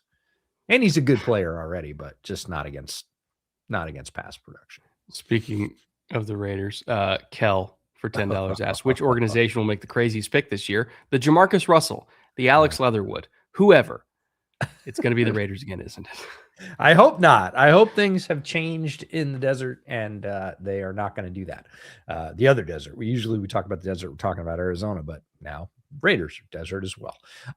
Craziest pick. I just hope it's not Ryan Poles, Kel. That's all I hope, is that we get to the 4th round and he does not pull out another player that literally I have not heard of. Like people were like, who is this guy? EJ, you're not a Ruben Hippolyte fan? Dude, I didn't even, full disclosure, I think I said it at the time. People were like, who is this? Like, Bears pick, come on, they like him. Does he have a connection to the, I was like, I've literally never heard of this guy. Like I'd seen him on tape. I watched other Maryland defenders, but he did not tick the radar. He was not like a top 350 player, which is 150 picks after the end of the draft. I had no idea. He was Dane's 32nd inside linebacker. Yeah, somewhere in there. That's Dane. Like Dane spends literally every waking moment of the entire year putting that thing together. 32nd inside linebacker in last year's class. Get Ben. Jake says Ruben Hippolyte the third. Get it right. There's 2 other people named Ruben Hippolyte. Are they better linebackers? Because we could sign them up. Nobody would notice. We could just switch the jersey. It would just say Hippolyte. We just take the little numbers off. This explains a lot. John Henry Daly had an Achilles injury in November. He's recovering fast already, so that would be why. Okay. I never saw it again. Yeah, we don't have Belichick anymore to take like unheard of safeties in the 3rd or 4th round. Again, Deron Harmon worked out. It wasn't Everybody Deron crushes Harmon. him for that. Yeah, no. He had other ones. He was always, when we started this stream 6 years ago, we always bet on the first player that neither one of us know, like just haven't heard about, not didn't watch, just like don't know who that is. My guess is this year it's probably pretty early day 3. I bet we get a 4th rounder, certainly by the comp picks, that we're just like, I don't know who this is. Got nothing. No. And we'll tell you, but like it was always like Belichick was the lock. If there was betting odds, it was everybody else would be like negative and he'd be plus 1,200. Belichick blows this up. Okay. Storm High boost for $5. Hello there. Cowboys, Arsenal, and Padres fan here. What round 3 or 4 running back can bring me actual happiness, seeing as my teams normally can't? Ooh. Well, Cowboys and Arsenal is almost as diabolical a combination as Falcons and Arsenal. Almost. The good news, in air quotes, the good news about the running back class this year is there's like 3, and then you're into day 3 anyways. I hear him. He's hungry. Yeah. He's like, you have 14 minutes to feed me. Yeah. There's literally 3 running backs, and then they're all day 3 running backs. We're talking about Love, Price, and Mike Washington. Maybe Jonah Coleman sneaks into the back end of day 2, like as pick 95 or something. But I think Emmett Johnson should. Like, I could see Emmett Johnson, but I literally think every running back in the class after those 3 or 4 is going on day 3. So to answer your question, any of them except for those 4. Who do I like down the board? I like Damon Claiborne a lot from Wake Forest. I talked about Adam Randall a little bit earlier. Jamari Taylor was one of my gems. Man, Le'Veon Moss, if he could stay healthy, like, I know that's a huge if, but like when he's healthy, he's a good running back. He has very high level running back skills. Shows them on tape, but he just staying on the field has been a problem. And then guy who is borderline, if you believe the consensus boards, borderline draftable, Noah Whittington, the running back out of Oregon. Like, I would draft that guy. Would it be late? Sure, it'd be late, but I think Emmanuel Pregnant's going to get him drafted. Whittington does a lot of things that, yes, it helps to have an offensive line, but he shows other skills, both in the run game and the pass game. I don't know about his off-field or medical profile. I know he's suffered through some injuries, so that might be it. He's not the biggest guy, which is also another reason why he's down there. He's sub 200. I think he's like 198 or 202. That's not so weird anymore. A lot of these guys on this list are 202, 203, 205. Like, we're not talking about 230 pound bulks anymore. So I really like Noah Whittington, but yeah, Claiborne, Whittington. Yeah, there's a bunch. Purple for 10. Thank you, Purple. When do we see the first trade of the draft over under 6.5 picks in? I would say sooner. Under. I think it's 6. Pick 6. I think the Cardinals might take like half a ham sandwich to get out of 3 at this point. So it might be 3. They might call Washington and be like, "Could we just do a swapsies? We just want to pay less money to our tackle. Thank you." Right? Oh man, we just don't want to pay Francis Maunoa this much money. Come up, get your guy. Okay, outside of Adam Randall, who's 232, and Mike Washington, who's big at 223, and Jonah, who's built like an absolute brick at 220, but he's 5'8". Other than that, here are the weights. Price is 203. Emmett Johnson, 202. Claiborne, 188. Jamari Taylor, 197. Noah Whittington is like 198. So yeah, there's a lot of right at or around. I see that. So if we're bundling the 2 most desired things on the internet, which is cat content and feet content, if we show cat feet, does that automatically vault us to the top? I think it counts. Are we instantly the most popular channel on YouTube because we showed the two most popular things together? Toe beans. Cat feet. Carlos Hernandez, Chelsea plus Seahawks fan. Okay. More. Here's his hot take. Wait, Okay. Chelsea plus Seahawks. So this is probably the greatest year of your life, then, if I had to guess. Yeah, it's Hot pretty take: good. more safeties go than corners day one. It's possible, but I don't think so. I And think here's why. I think I it's say that. equivalent. I think it's 3-3. Yeah, I think it's 4-2 in terms of the see. I would lean more towards 4-2 or 3-2 corner.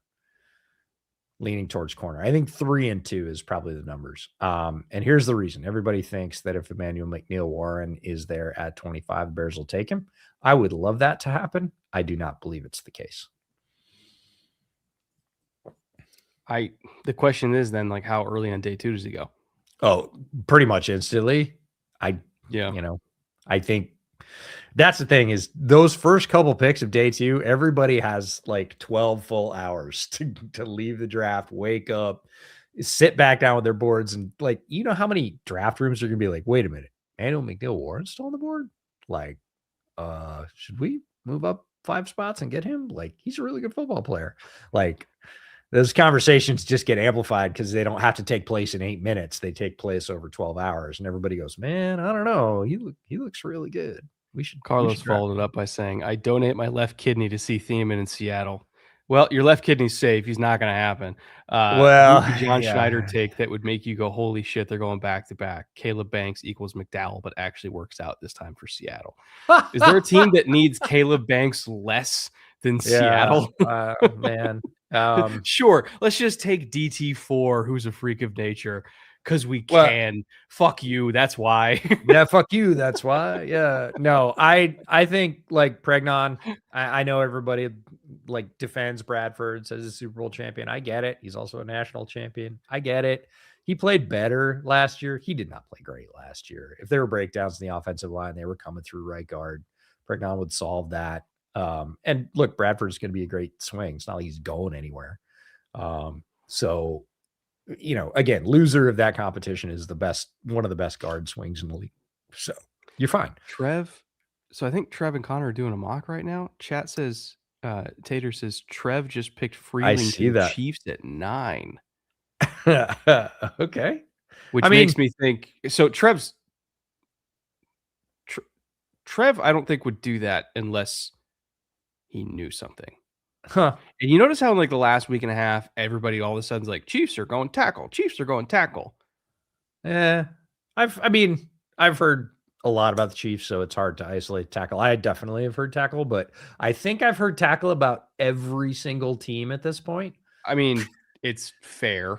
I mean, like Patriots need a right tackle. Like I haven't heard about the Seahawks, to be fair, because they have their tackles locked up. But like probably 20 of the 32 teams I've heard, oh, they're going tackle. They need a tackle. They want tackle. I don't think Trev's mocked a tackle to the Chiefs this whole time. Yeah. So my ears are perked up, I'll say that. Yeah, for sure.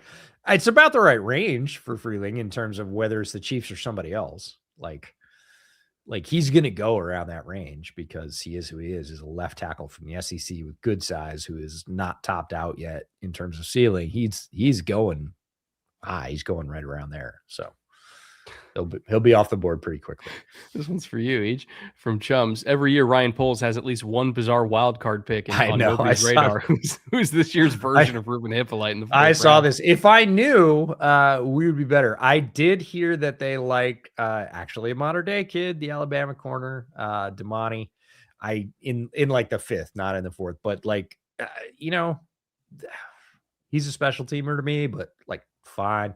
There's gonna be somebody. And I just accept it at this point. Like it's part of the package. I think it's not a bug, it's a feature. My version of that would be Ty Simpson going 3rd overall. That would be to me the equivalent.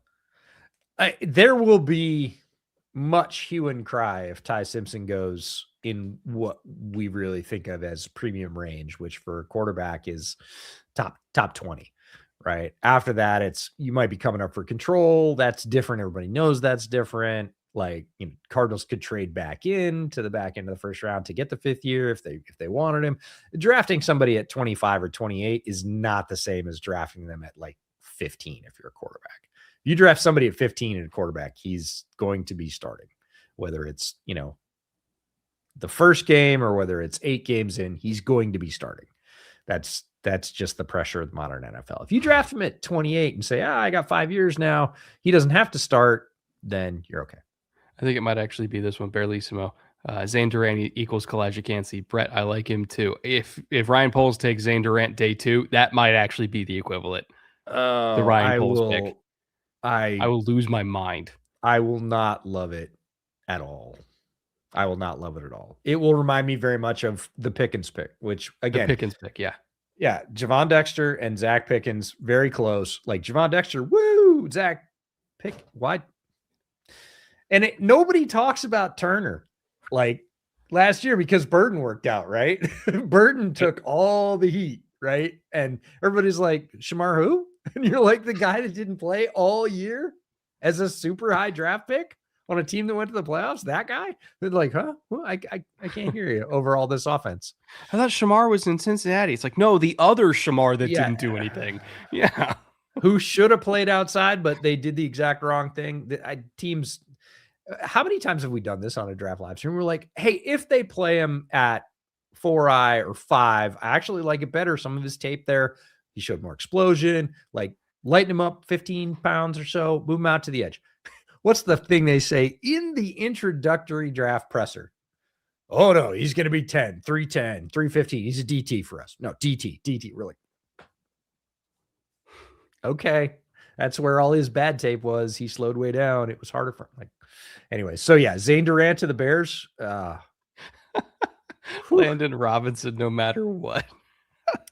Oh, that's funny because I actually had a Chicago media member ask me about Landon today. Specifically, Navy Town makes sense. Yeah. Oh, and like he is so Ryan Poles coded.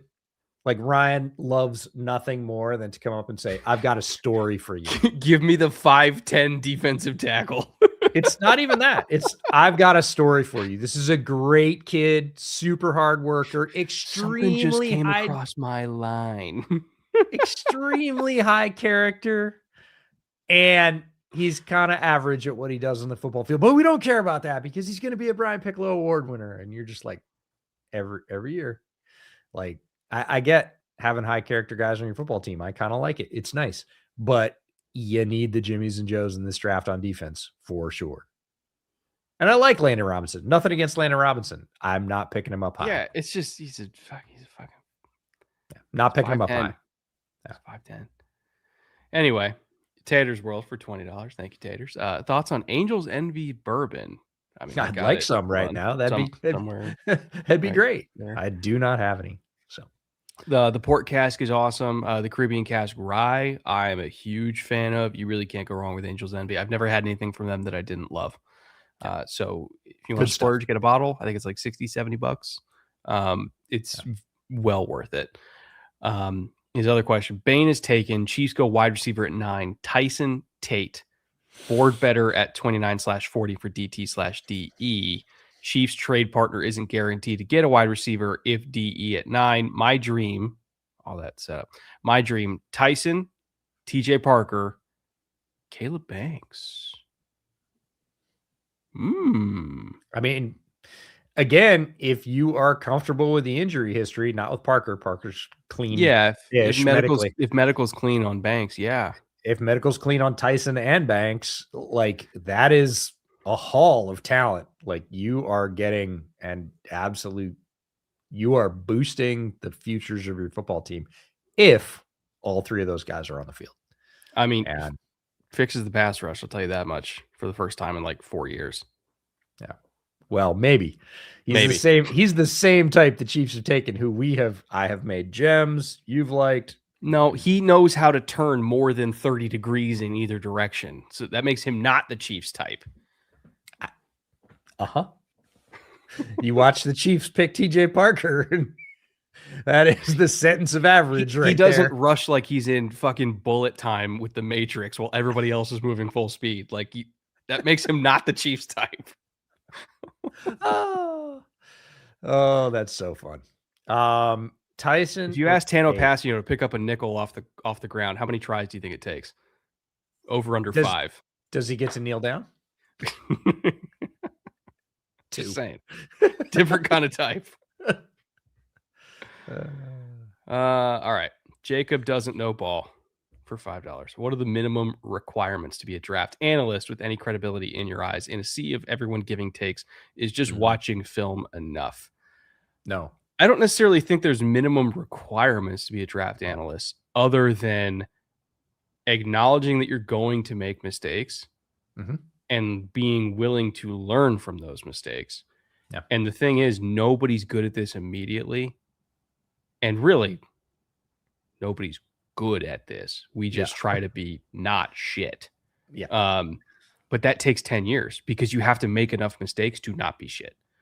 So minimum requirements is just being willing to take a while, honestly. I think it's very much like minimum requirements to be a writer, right? There is one minimum requirement to be a writer. One. You have to write. That's it. If you write, you're a writer. Now, how good you are obviously depends on how much you do it. If you do it every day and you do it every day for 10 years, you're going to get a lot better.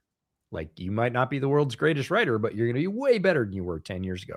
If you write one thing every 3 months for 3 years, you're going to be a little bit better, right? Even if you're a great talent. So being a draft analyst, in my mind, the only requirement is that you work at it, that you keep your head in it, you keep trying, you learn from your mistakes, you're thirsty for knowledge.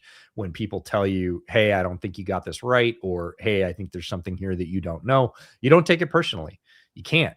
You have to take that as constructive and say, hey, can you teach me? Can you tell me? Will you share with me what you think I got wrong, or what you think you know that I don't? And you just have to do that constantly, constantly. You always have to be open to that. And if you're willing to do that, those two things, put in the time and be willing to just absorb in any way, because a lot of times it's uncomfortable. Let me tell you, been there, done that. A lot of times it's fun and you make new friends, and some of the people I like best in this world are people that have taught me things along this journey. And you just have to be willing to do those two things. And if you do that, that's enough, because you can sit down and watch tape all you want. You probably don't know what you're looking at. Most people don't when they sit down. I sure didn't. Absolutely not. I had no idea the first time I sat down to watch tape what I was actually looking for. I just started and I was bad. And then I said, am I really bad at this? And people said, yeah. And I said, why? And they said, well, you're not doing this, this, or this. And so I worked on doing that, and that. And I'm still doing that. I'm 15, 16 years on at this, and I'm still doing that. I did it this week with somebody that knows way more about offensive line play than I do. And I just sat down and soaked up knowledge for an hour, and it was great. Like, I felt like a little kid. It was like, I don't know what you're talking about, but you're going to teach me and I'm going to figure it out. And as long as you do those two things, you can be, I think, a credible analyst in a while, right? It's not going to be the first year. It's kind of like rookie quarterbacks, right? Your first couple tries are going to suck no matter what you do. And then you just work at getting better. You're going to throw some picks. You're going to throw a lot of picks. I threw a lot of picks. I threw a lot of picks. Yeah, for sure. Alex Tracy for $49.99. Thank you, Alex. We appreciate you for being back with us for another year. Just wanted to drop in here real quick and show my appreciation. This will be the first draft I miss with my bootleg boys, but thankful I'll be able to enjoy the draft in Pittsburgh. Happy. Let's go. Everyone. Oh, he's a Ravens fan. Going to Pittsburgh Alex, for the draft. Are you the one that posted the picture on Twitter last night? Said, I think I'm ready for the draft with the bootleg bourbon and the Iron Man, the Ravens Iron Man helmet in your jersey. I think you might be, because that was pretty cool. We're going to see news reports of a drunken Iron Man in a Ravens jersey. Ravens fan beat by crowd with his own bottle of branded bourbon. I mean, like, Alex.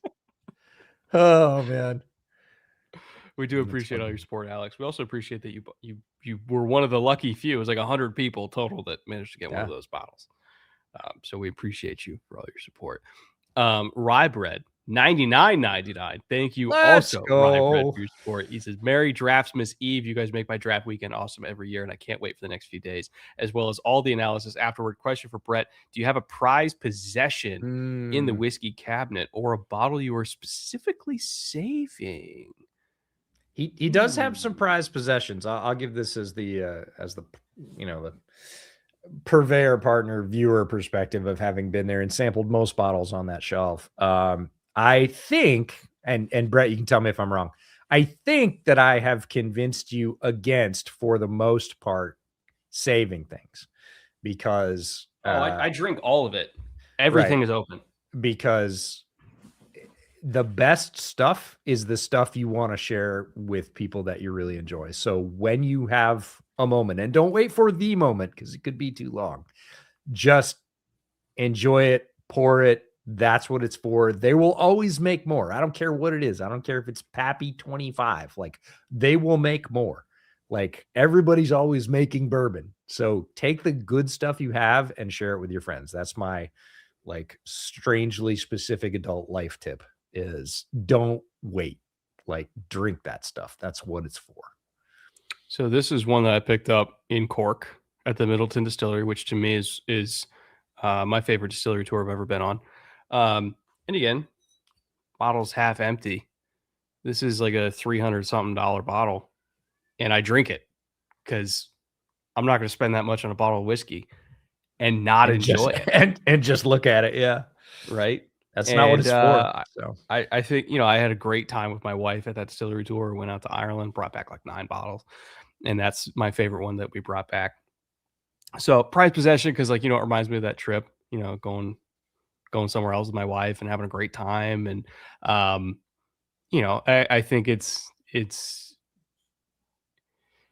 one of those where it's like, it's like a physical manifestation of like what I've worked for, right? It's like that I can go on a trip and buy, a dream bottle and enjoy that dream bottle. And it feels like it makes success tangible, I guess, is a way. It's nice to have like a tangible reward for all the work that we've done for 10 years, right? So that I'm probably going to crack it open tonight while I'm finishing a video, honestly, and reward myself again.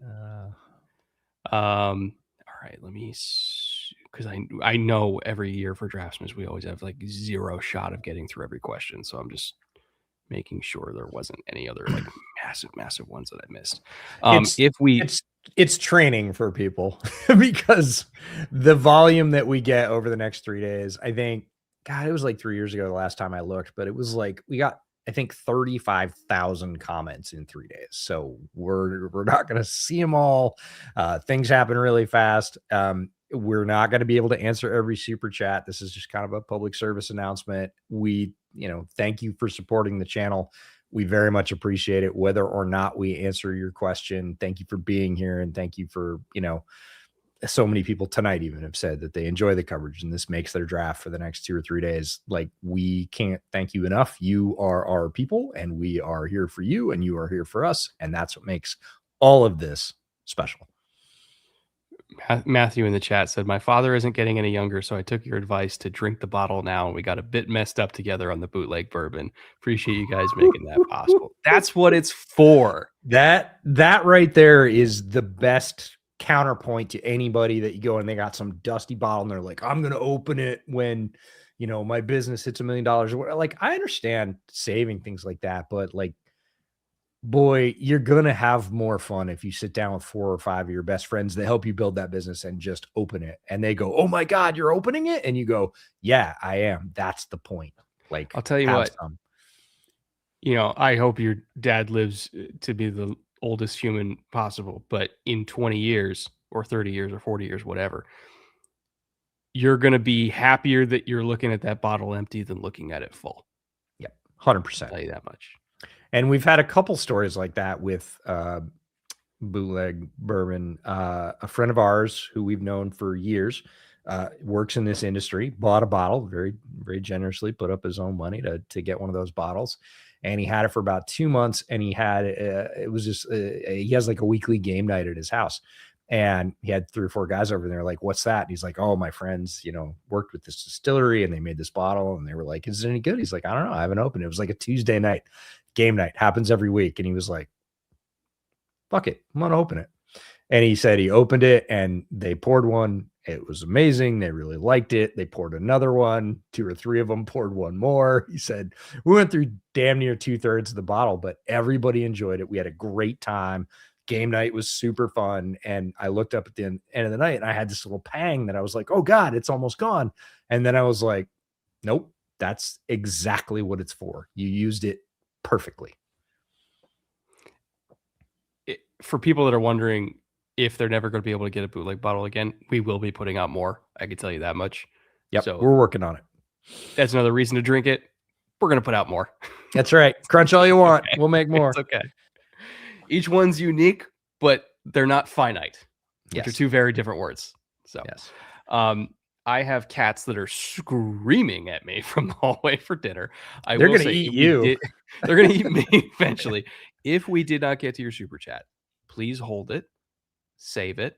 We have like 18 hours of streaming over the next 3 days. I'm not saying give us more money. That is not what I'm asking. But I'm saying hold on to the super chat. Ask us in the chat again if we missed it today.